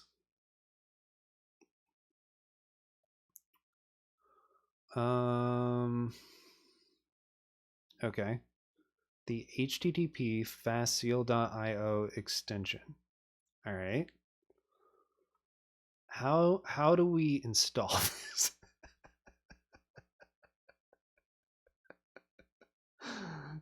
Oh, look at this. Oh my gosh, they have a look at this. Eat this, create React app. You just put your app name and they will create a new project. All right, we're absolutely doing this. This is too amazing that C has something like this. Good for them.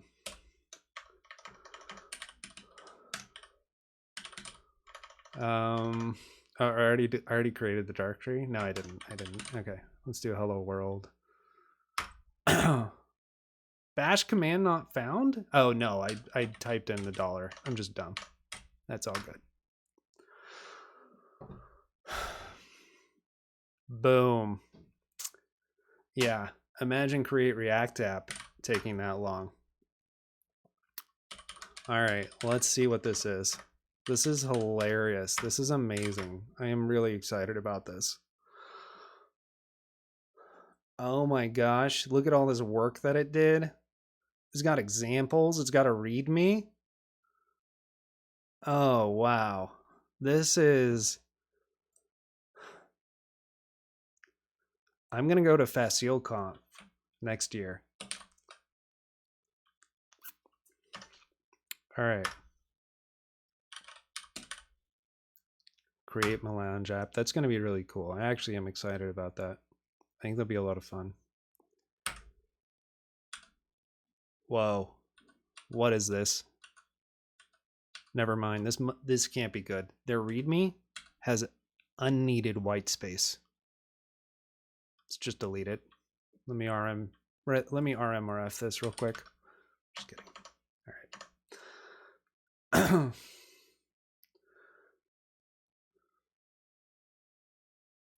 Yeah, that's really cool. That's a great.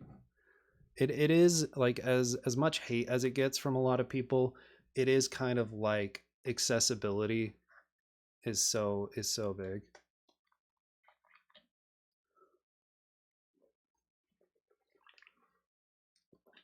Oh, I bet they even made me a git ignore.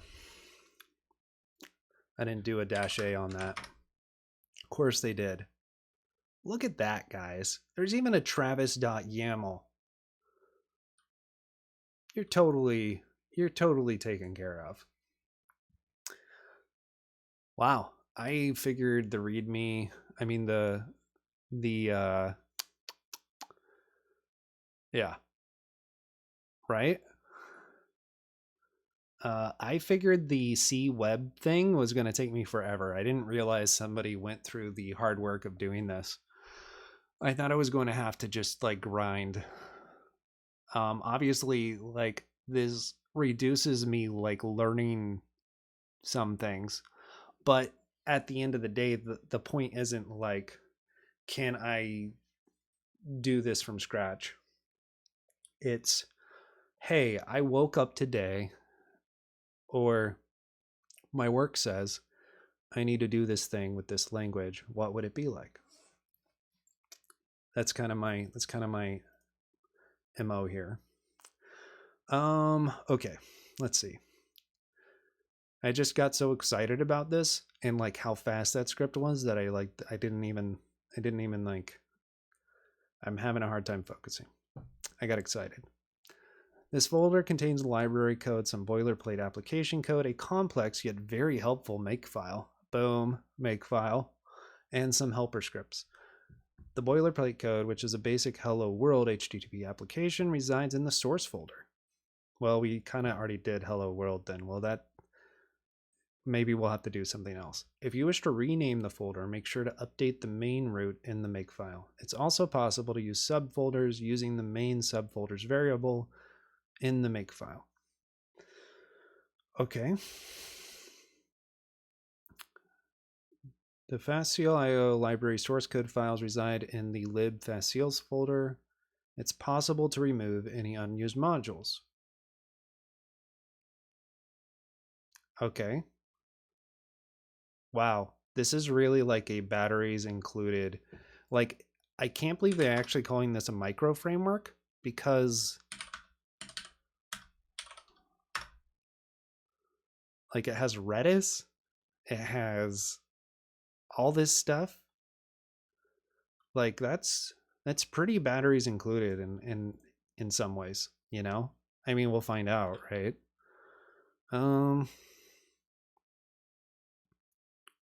Yeah, very cool. I wonder how big this is. Let's just see what this is like.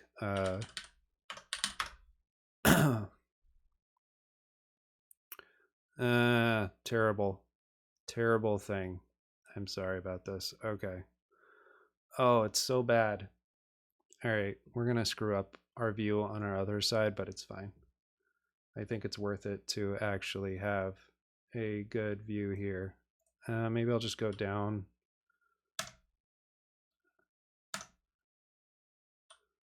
There we go. And then now that's screwed up again. Well, there's no good view of this. Oh well. 28,000 lines of C. Okay.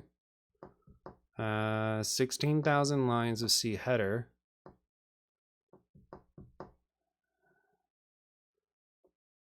37 lines of JavaScript. Oh my God. 852 lines of my make file and 42 lines of markdown. All right. All right. We can deal with that. Oh, that's a little hurtful.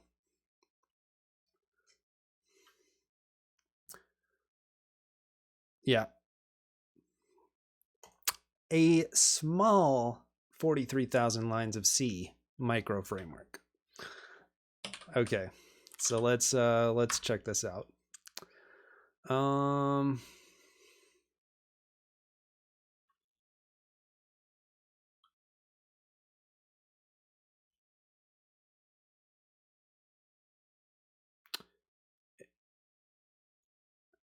Resides in the source folder. Okay. So I'm guessing that's going to be main.c. And let's read this stuff. Include main.h. Fio.h file not found. Okay. Okay. Yeah. Yeah, it's totally fair. So I have a make file. I don't know how to use it though. How do you use a make file? I forget. Do I use like cmake make file? Is that how that works? How do you build a make file? I've done it before, like when things are walking me through it, but it's just make. Okay. But I've never like had to think about it. I know, right? Oh, it's so bad. Like the knowledge gap when you're so used to just writing fancy languages is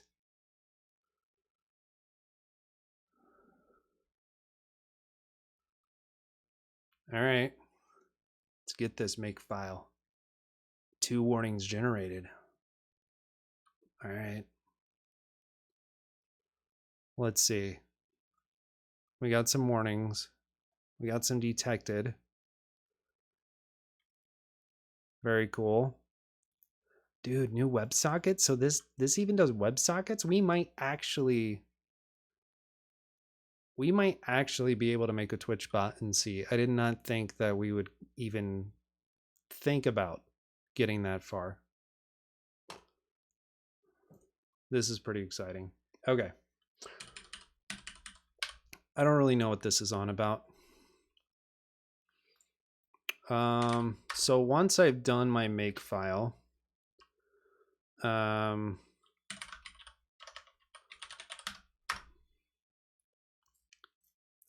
there's a build file. Okay, what does that look like? Maybe I should go back to their website. Maybe they explain this.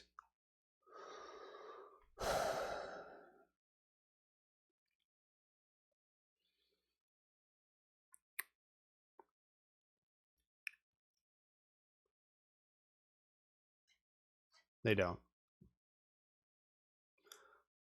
Latest docs. An easy chat room example. Oh my gosh. Okay, this is pretty sweet. All right, yeah. This is good. They probably assume that I know how to write C. That's their problem. Like, how do I run this? The bid file is probably Basil specific. I have the README. I already read that. We did make, and we pretended like that was going to do something for us. What's in our temp folder? FIO app. Okay. I don't know how I run this.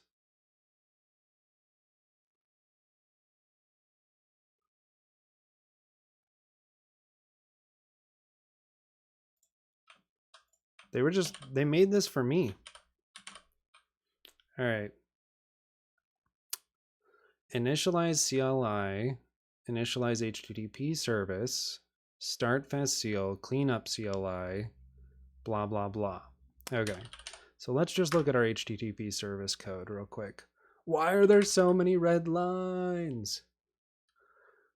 PP file not found. That's unfortunate. To do, edit this function to handle HTTP data and answer WebSocket requests on HTTP request. Okay. Yeah, I know. I knew you'd pick that one up for me, Nightshade.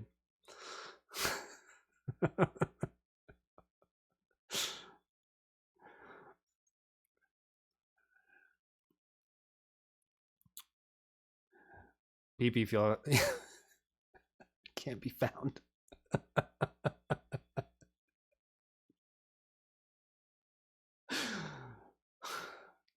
Can't find it. It's too small. Basically non-existent.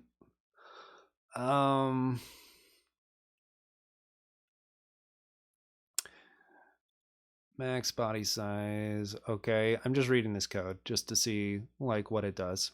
Okay, so it gives you a little logger, it looks like. Okay. Interesting. So it seems like it's actually running the CLI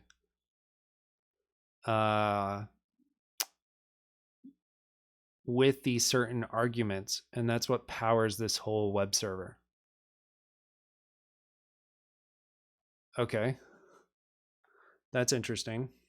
I guess we should read the make file, and maybe that would tell me where this actually built to. Okay, destination folder for the final compiled output. Okay, temp. Okay, I was guessing that it put it in temp. And the name is FIO app. Okay, that's what FIO, that's what the FIO app is about. So I bet all I have to do is this. Okay. Dude, I know what's happening. I know exactly what's happening. Yeah. Try that. Okay. Detected 12 cores.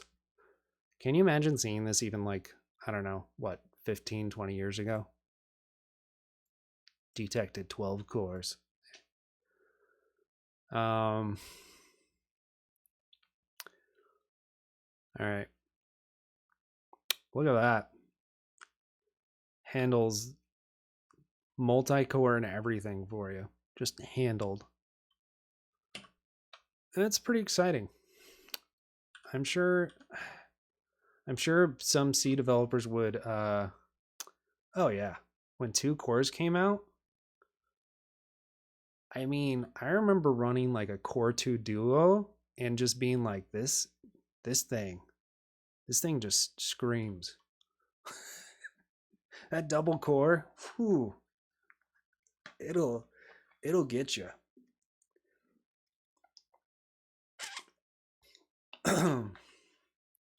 Did not see that happening. Like when AMD announced their 1 gigahertz processor, that was probably 25 years ago, wasn't it? Jesus, I'm old.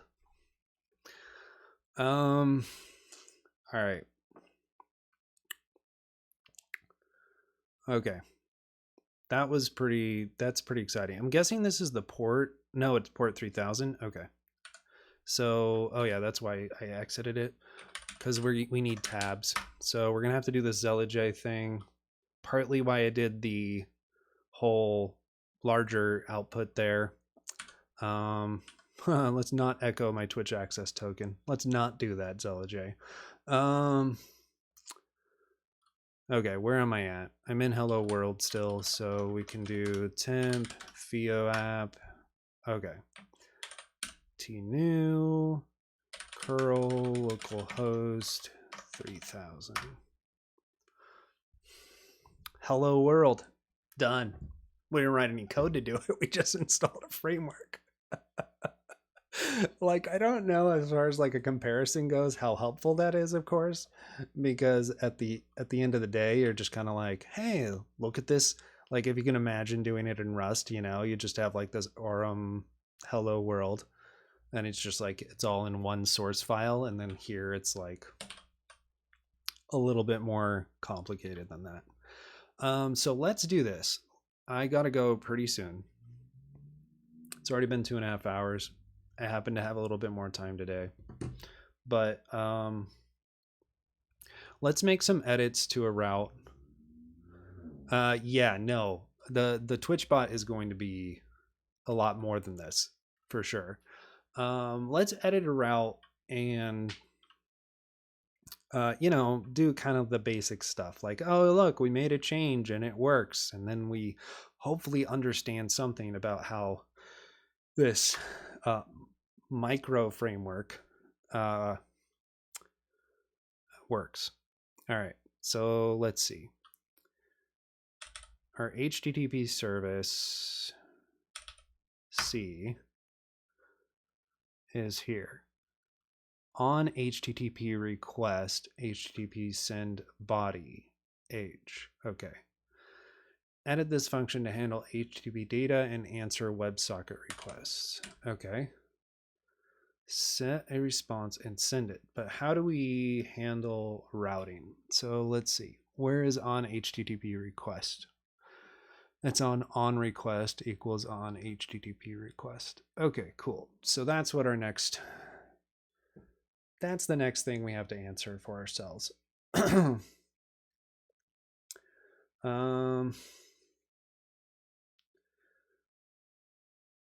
Mustache template rendering.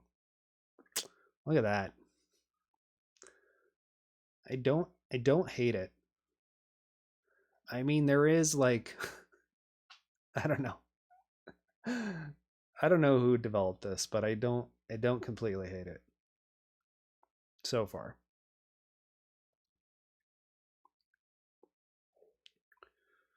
Okay. So you can just use the core library to incorporate networking solutions instead of doing it from here, but I think this is a good start.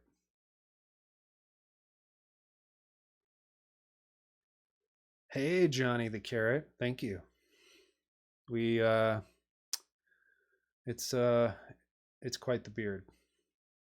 I don't know. The lighting's not always great. I need to get a beard light. So, does LEDs? No.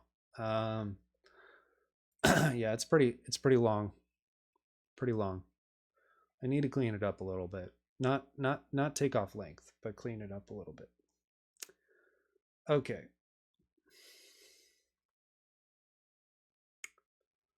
I mean, in some ways though, this single line thing is pretty nice, and I almost wish that's what we had.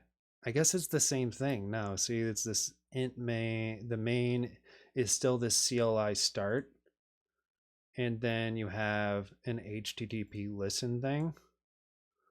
On request equals answer HTTP request. On upgrade, answer HTTP upgrade. Log. Okay. Okay. Backlight the beard. Yeah. Be good.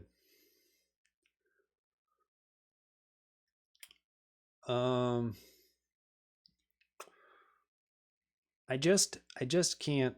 I mean, not like we're big yet. Oh, I missed some chats. You look a little like my C++ lecturer.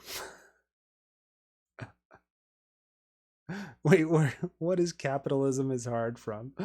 Do you just mean that in general, Allison? I don't completely disagree. With that.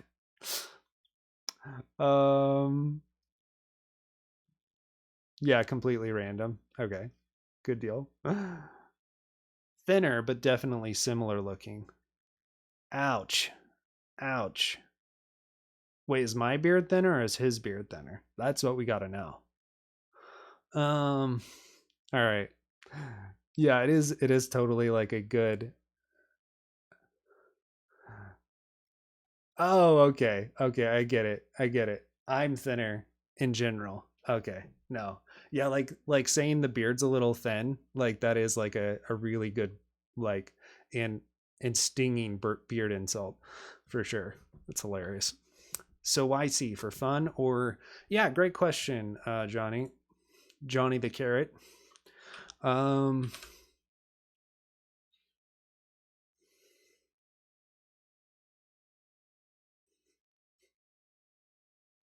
you look okay. That's pretty good. It's pretty good. So this is what we're doing. I've been in the industry. Um, yeah, dude, I get it. No, I didn't take it as an insult. You're all good. Um, I like to I like to troll once in a while. Just on Twitch though, in a kind way. I think it's usually obvious I'm not actually being a jerk. Yeah, I've been in the industry. My skincare routine. We're gonna have a stream on that soon.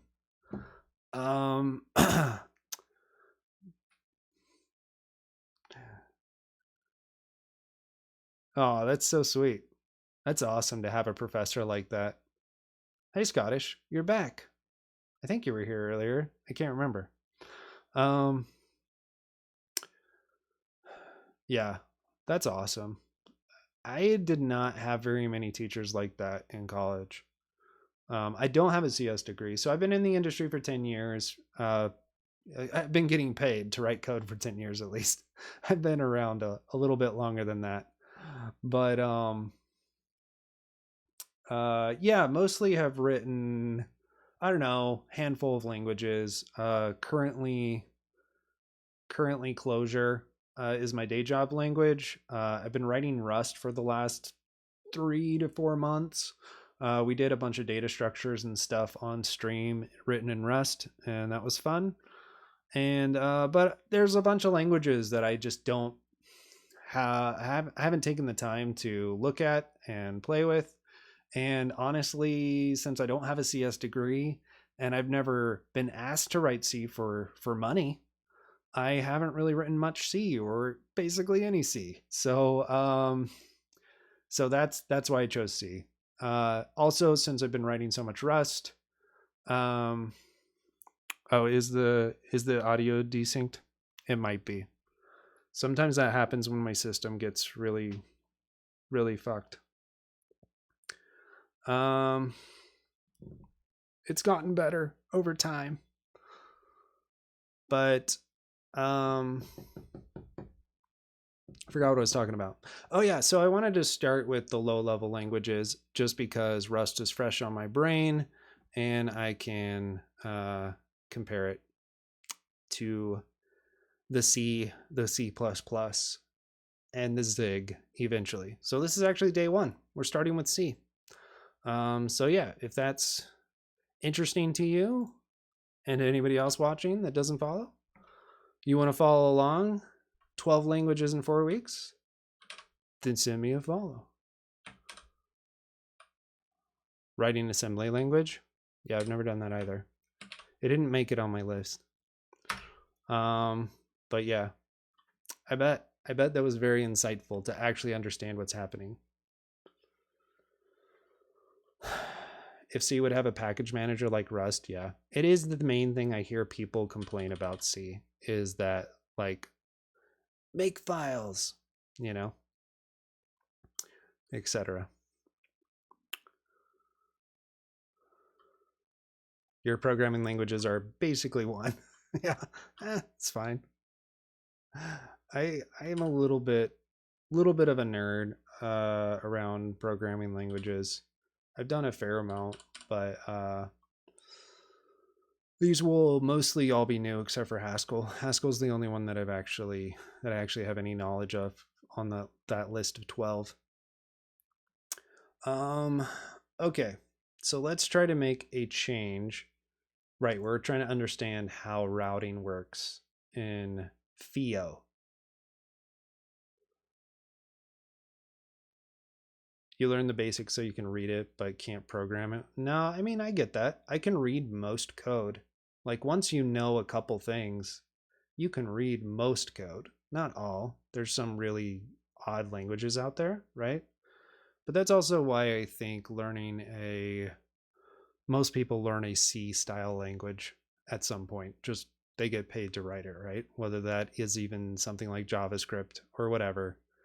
It's like if you know JavaScript, you can, especially if you know TypeScript, you can probably read most languages, and that's just, and I say that only because then at least you have an idea of what types are. That's all. But yeah, I can read most code. Yeah, that makes sense. Um, oh, that's what I was saying. I was like, most people are going to write a C language for work at some point. Um, Natural language syntax is not hard to understand. So if you're doing Ruby or Python, or like if you don't know Ruby or Python and you read Ruby or Python, you pretty much know what's happening for the most part. And then if you learn an ML and you learn a Lisp, you kind of, there's not a whole lot of code that you can't at least get a good sense of what's happening. Whether or not you understand all the details of the syntax, you can probably understand generally what's happening. All right. I've been standing for a while. I need to sit down. 1 second.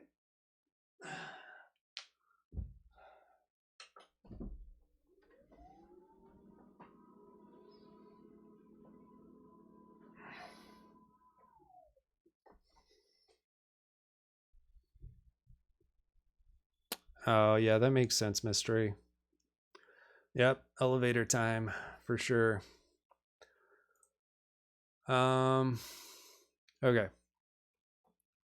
Yeah, that's a lot harder. I know like in the US it's a little bit more common. I know a lot of people with EE degrees that write code for their job, but I know in other areas that can be a lot harder. Okay. Let's see. This is all WebSocket stuff, so it's not really going to help me. Okay, there's some set header stuff. Interesting. Okay. HTTP upgrade. Okay.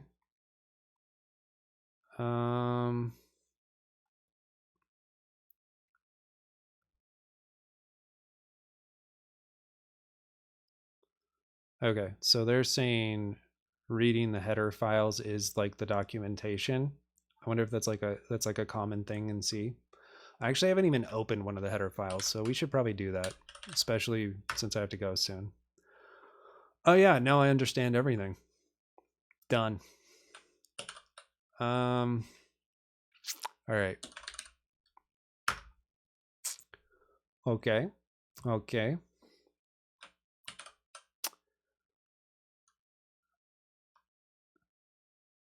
I'm sure they mean the header files for like in the actual library, but that's okay. Uh-huh.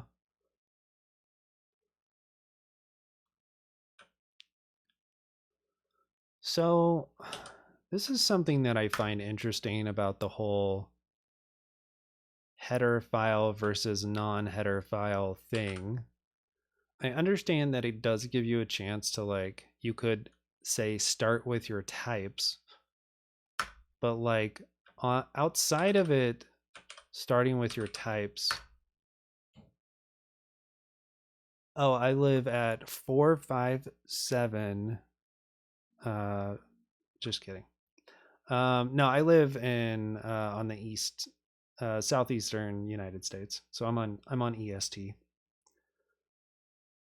Yeah, this is usually around. I don't always go this long, but usually like I think I'm UTC -4 right now. We're 4 or 5 daylight saving times. Uh, makes it confusing. 4 to 5 hours before UTC. Yeah, that's what I'm thinking, Mystery. And maybe in their actual lib code they do. Yep, exactly. Let's just look. Okay, so you can get into their lib code and get in. Okay, here's their documentation, basically. All right. Quite a bit of documentation in their header files. I get it. That's cool. It kind of makes sense that way. It's like you can read the header file as documentation. I get it. Okay. HTTP. Let's see if this tells us what we're supposed to do.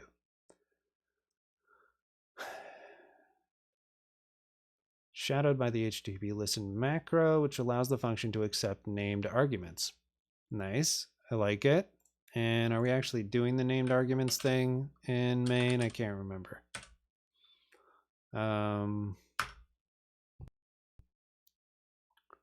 Wow. VLC had a little hiccup there. Didn't like things. Initialize HTTP service. Oh, maybe it was actually here. Okay, yeah. Oh, I see. I didn't even notice that because I am not used to the formatting and all the stupid red squigglies. That I'm not bothering to figure out how to fix it. You went to the West Coast in August, September? Cool.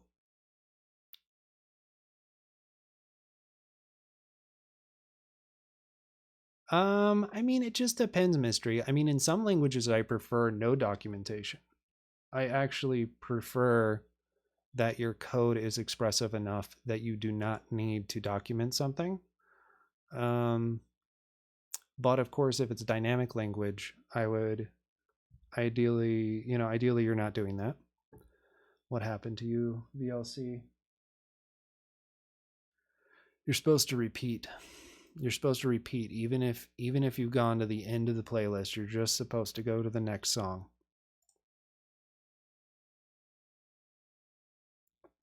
VLC. It's what you get for using open source. FOSS. Classic FOSS. All right. Yeah, so anyway, Mystery, I get that for sure. And I think where it can't be expressively documented with code, documentation is helpful.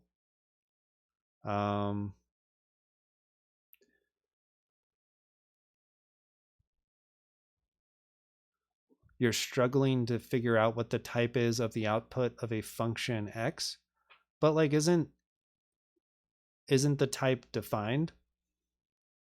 I guess I'm not sure what you mean there, because the type is defined.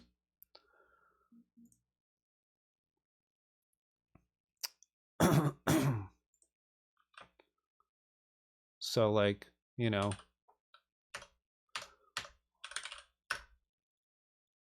went over here.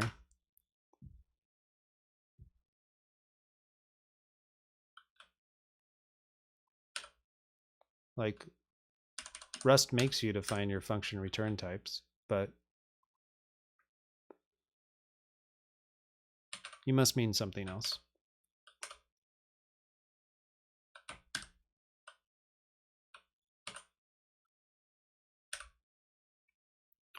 All right. Let's figure out this routing thing.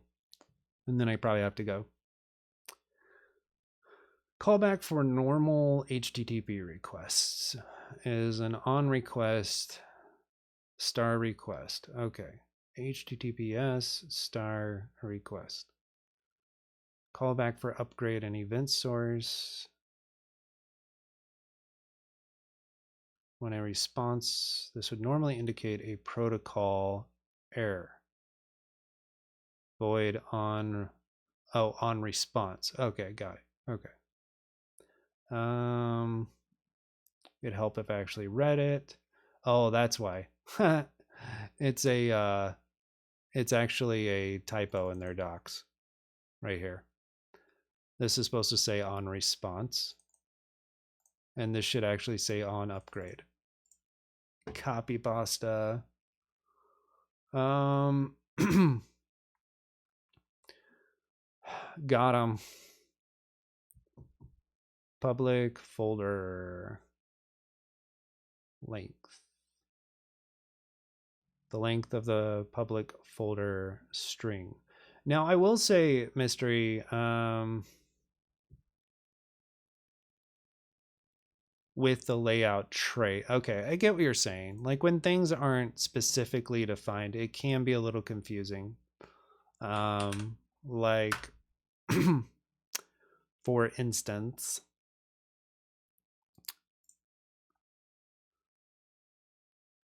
I mean, this is pretty obvious.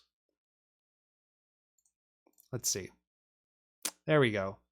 So when I click on expect right here, like I can figure out what this means, but you know, the fact that this says T, or like in your example, it might just say den layout or whatever, right?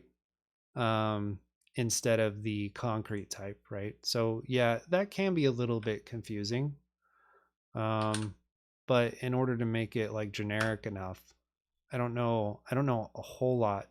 I mean, you can have documentation that's a little bit better, I guess. Let's fix that. Totally 1C. All right. Let's see. Can you just tell me how to freaking route things? Can you not tell me how to route things?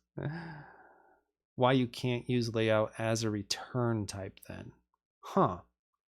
I mean, you mean like a memory layout? Because that would be so much easier to read.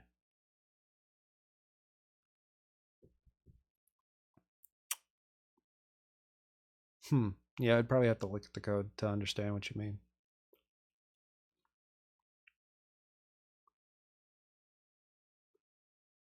The on response callback is called with an empty HTTPS handler. Okay. Connecting to HTTP as a client? Nope. Should I maybe just actually search for routes? Okay, that's not, I'm not super excited about this. An HTTP data can be accessed using the HTTP handle structure fields. Method. Okay, so H method. Okay, interesting. Host equals, all right. Do we have anything here? Is it just this HTTPS guy right here? I still don't understand why the LSP hasn't figured out. Oops. I don't really understand that.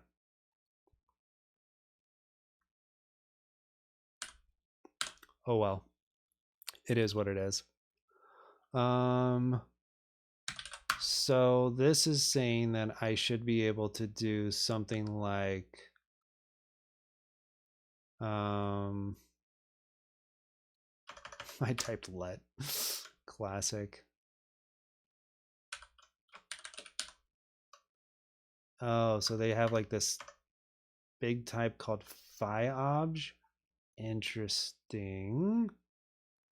I guess as like something before you parse it into certain things.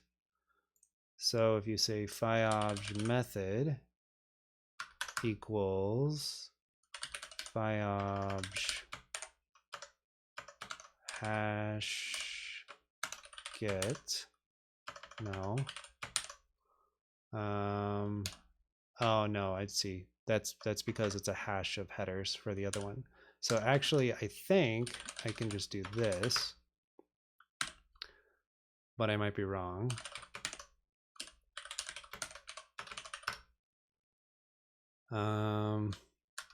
Let's see what happens when I just run this.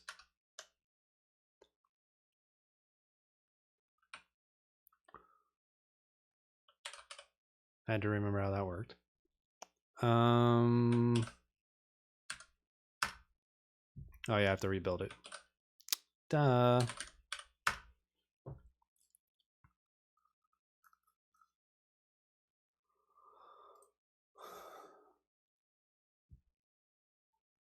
Okay, seems to build.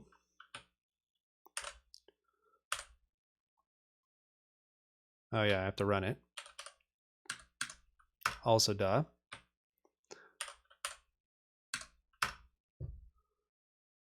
Doesn't help me. Oh yeah, it's going to be in the server logs, not there. Not there. Okay. Maybe there's some way I need to log it that I don't understand. Okay. Well, we're really doing well. So how do I actually do anything with this stuff? So like I get like if I have the, let's see. Hold on. Maybe they have some examples that I can go through. I know they had some when I installed this, and maybe that's what I need to look at. Examples. HTTP chat, HTTP hello, raw chat, raw client, raw HTTP. All right, let's try that. With a smaller memory footprint and a simplified design. Okay, I don't think I care about that actually. Let's do HTTP hello. And this, a hello world example using the bundled HTTP WebSockets extension. Compile using name equals HTTP make, or test the poll engine's performance by compiling with poll. Run with temp/HTTP-T1. Okay. Let's see. Let's see if we can get a change actually working in anything at this point. So that looks very similar to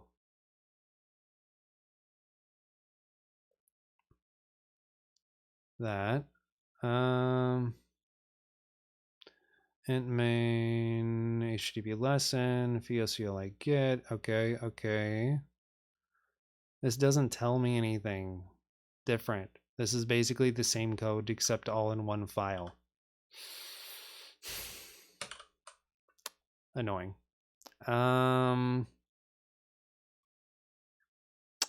Cool. Yeah, great. I'm glad you figured that out. Because in general, I don't have that problem with Rust. I do have that problem with other places, other languages. But in Rust, it's usually pretty nice.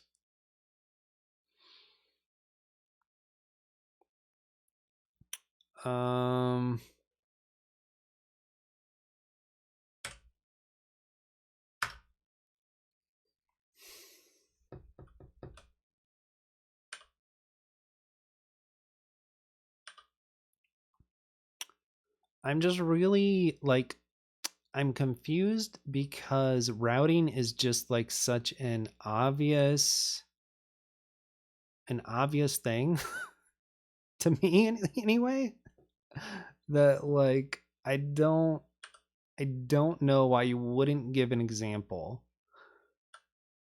in your getting started docs of how to make routing work.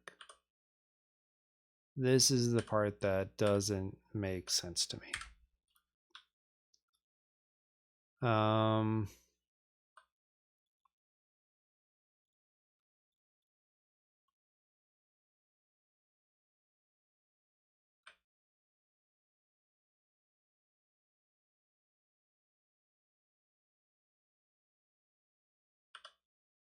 I know, right?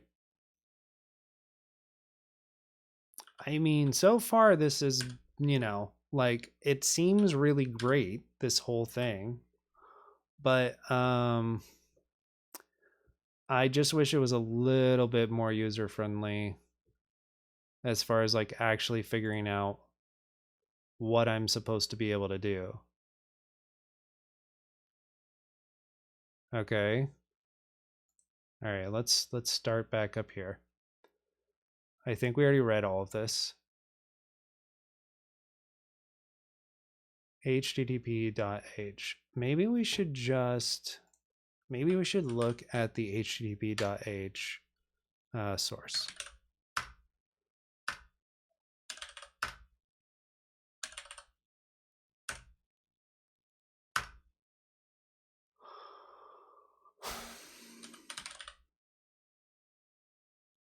Nothing about routes. What else would you call it? Endpoint? Path?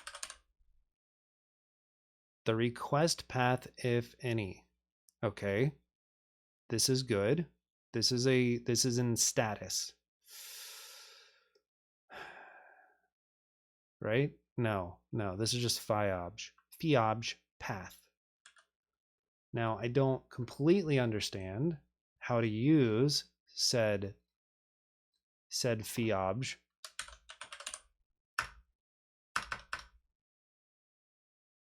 Oh, there we go. I just had to look for path. Okay. HTTP connect const char address struct HTTP settings s connects to an HTTP server as a client. No, I don't want to do this. No, this is not what I want. Oh, God.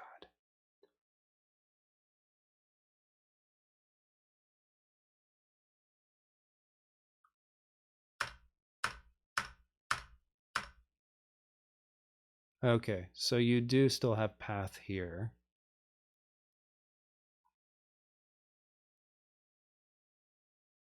The HTTPS structure type. Okay. So HTTPS is a struct which has a path on it. So this is what I'm looking at right now. So I would look at the method and the path to determine something. Okay. All right. Let's try this. I keep doing that. Let's see. We want to go into HTTP service.c, pretty sure. Yes. Cool.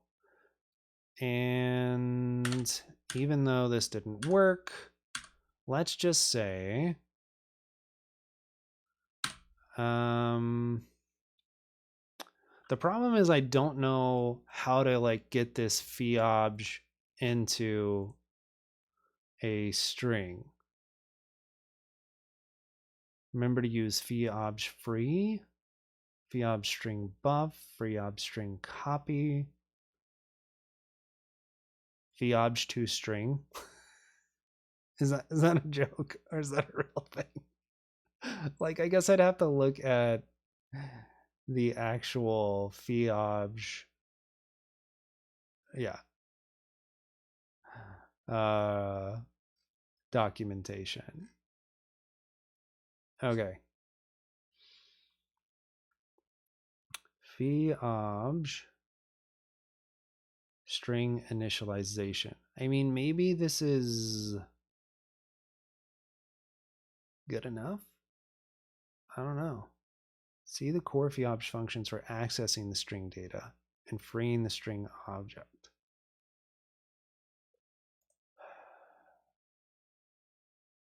Hash map, data streams, JSON, mustache. I mean, if I can't figure this out, the Twitch bot's gonna be pretty fucking hard. String helpers. Let's try this.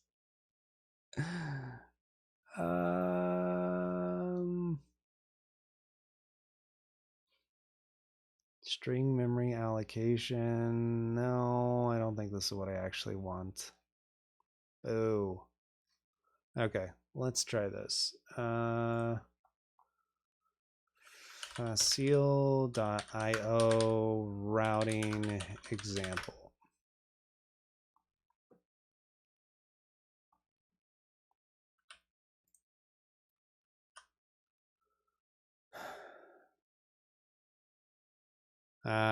Here we go. See, they don't have a route handler. Okay, so they don't have like an actual route handler. So now that's making a little bit more sense. I just wish they would have given like a really simple example. Fio C stir S path equals Fio obj 2 C string. Okay. I think this is more what I want, is something like this. All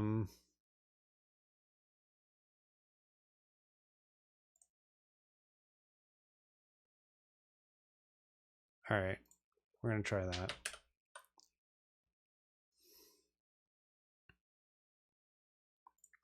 So let's try this for method. This method equals phi obj 2 C stir H method.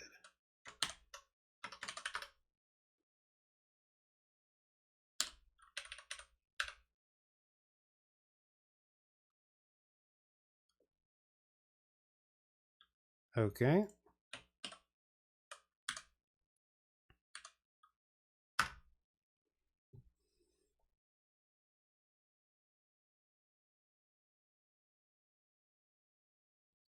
Error. I got errors this time. Yay. I want error. Okay, use of undeclared identifier method. Okay, interesting.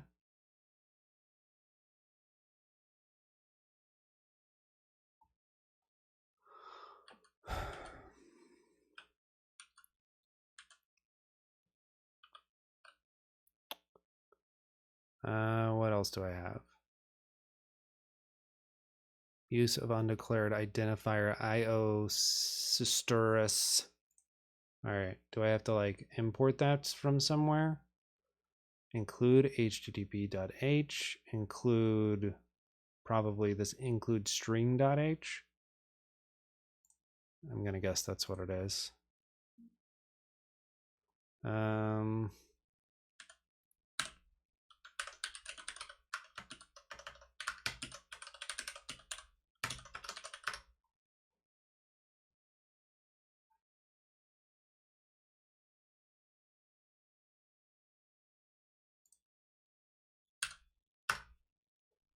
See what happens.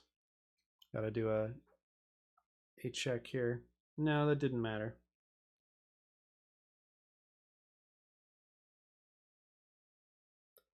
Well, guys, this was more what I was expecting for a C experience. Is me just like doing things that I don't understand. So I'm glad that C didn't disappoint so far.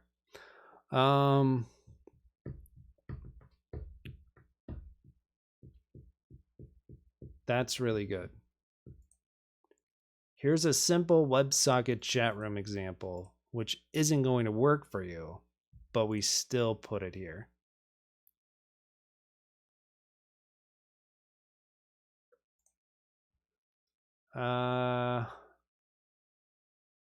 Okay.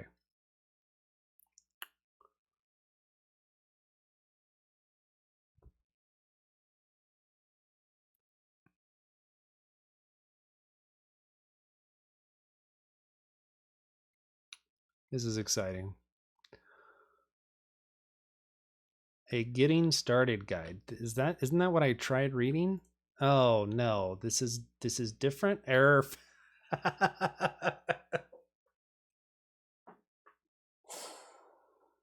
Oh god. Okay. Yeah. Yeah. Oh god. Getting started guide. Error not found 404. Oh gosh. Okay.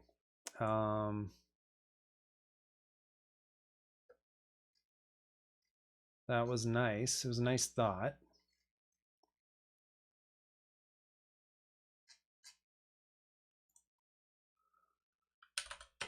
Facile getting started.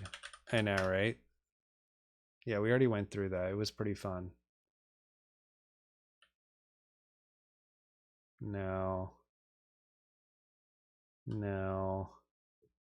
Did I open anything that's helpful? Ever? It was right here, right? I'm not crazy. Getting started .md. Okay. Let's go back to the docs real quick. I just want to see.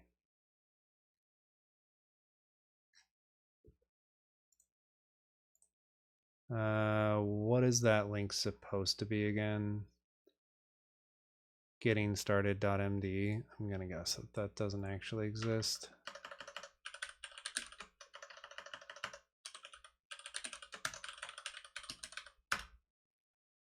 Yeah. Okay.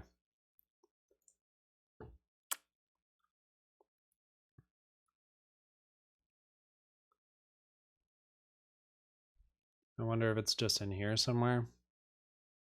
Docs. 0.7.x. Nope.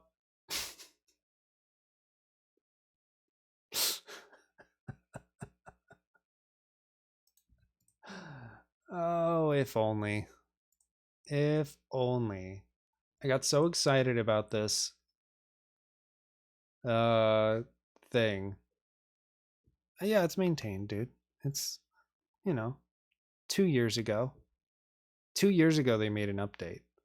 I figured for C that would be fine. It would be fine.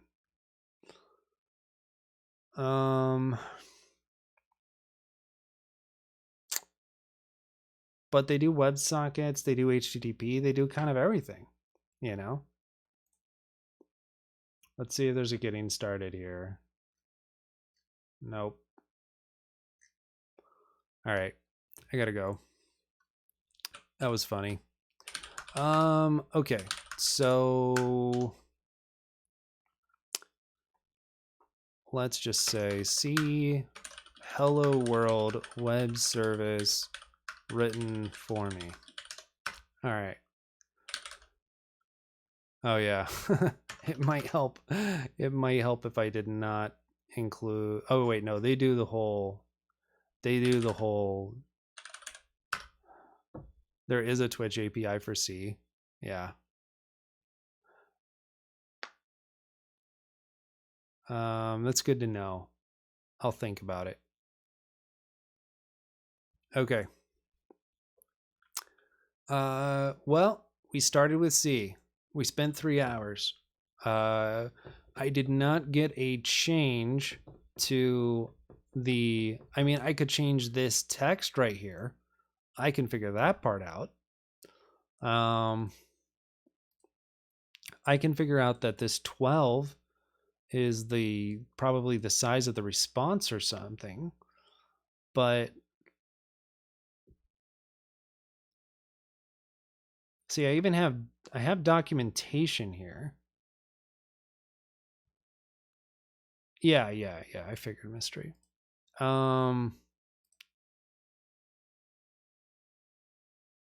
Maybe it's that I actually need to include this in my H file. That actually could be.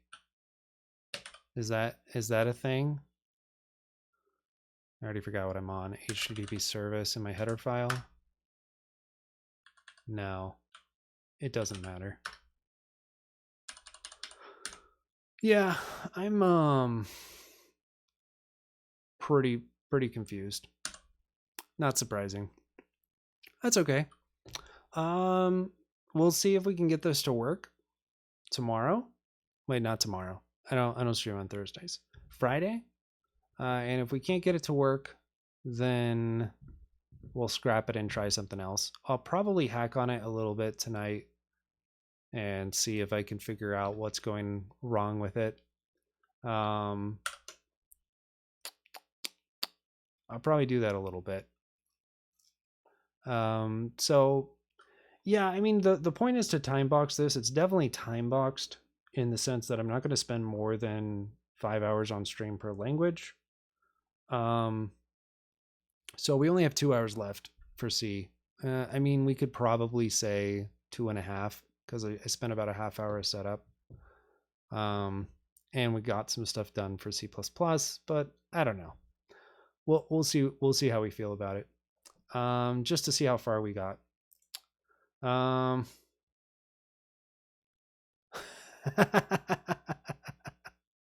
You're all good, Allison.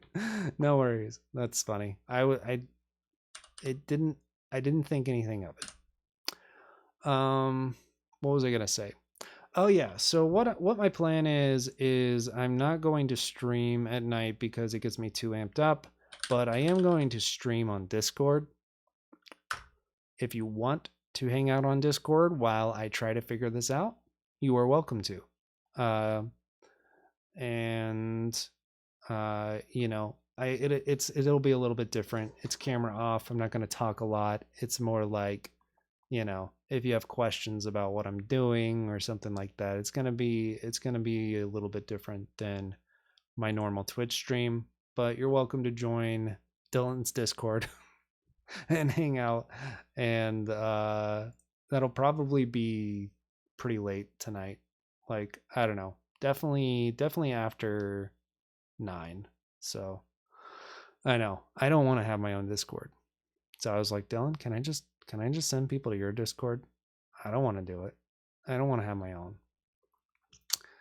So that's it. Let's see. Who should we raid? C. I'm not surprised that you were annoying, but that's okay. At least I can say I compiled Fizz Buzz. Oh yeah, Indisneer, if you're still there, you know what? I forgot we did that. I forgot. You know what? I can feel better about myself. I did Fizz Buzz and C. You know? Absolutely amazing. Cool. Who's streaming right now?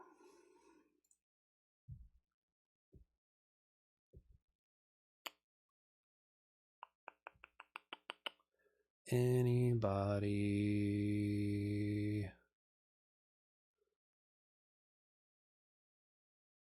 Yeah. Not anybody I'm like super itching to raid that I haven't just raided real recently. Let me see if there's anybody. Should raid Theo. That'd be hilarious. I don't even follow Theo.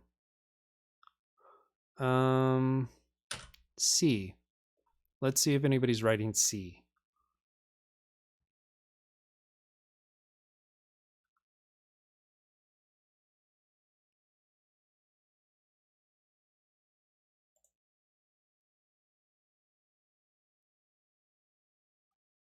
Yeah, I feel like I just rated Brookzucker, but maybe that was Dylan.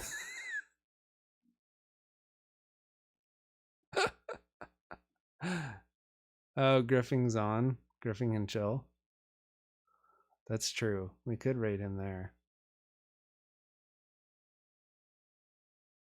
There's this guy, Finwall. He's apparently writing C. I don't have it open. But yeah, we'll just raid him. Be something different.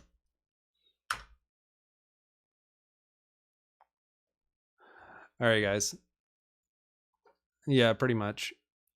I don't even know if it's my own stream anymore. Is this Dylan's stream or my stream? He's got a crazy beard. All right, I'll see you guys not tomorrow. I'll see you guys Friday, and maybe some of you guys on Discord later. Peace.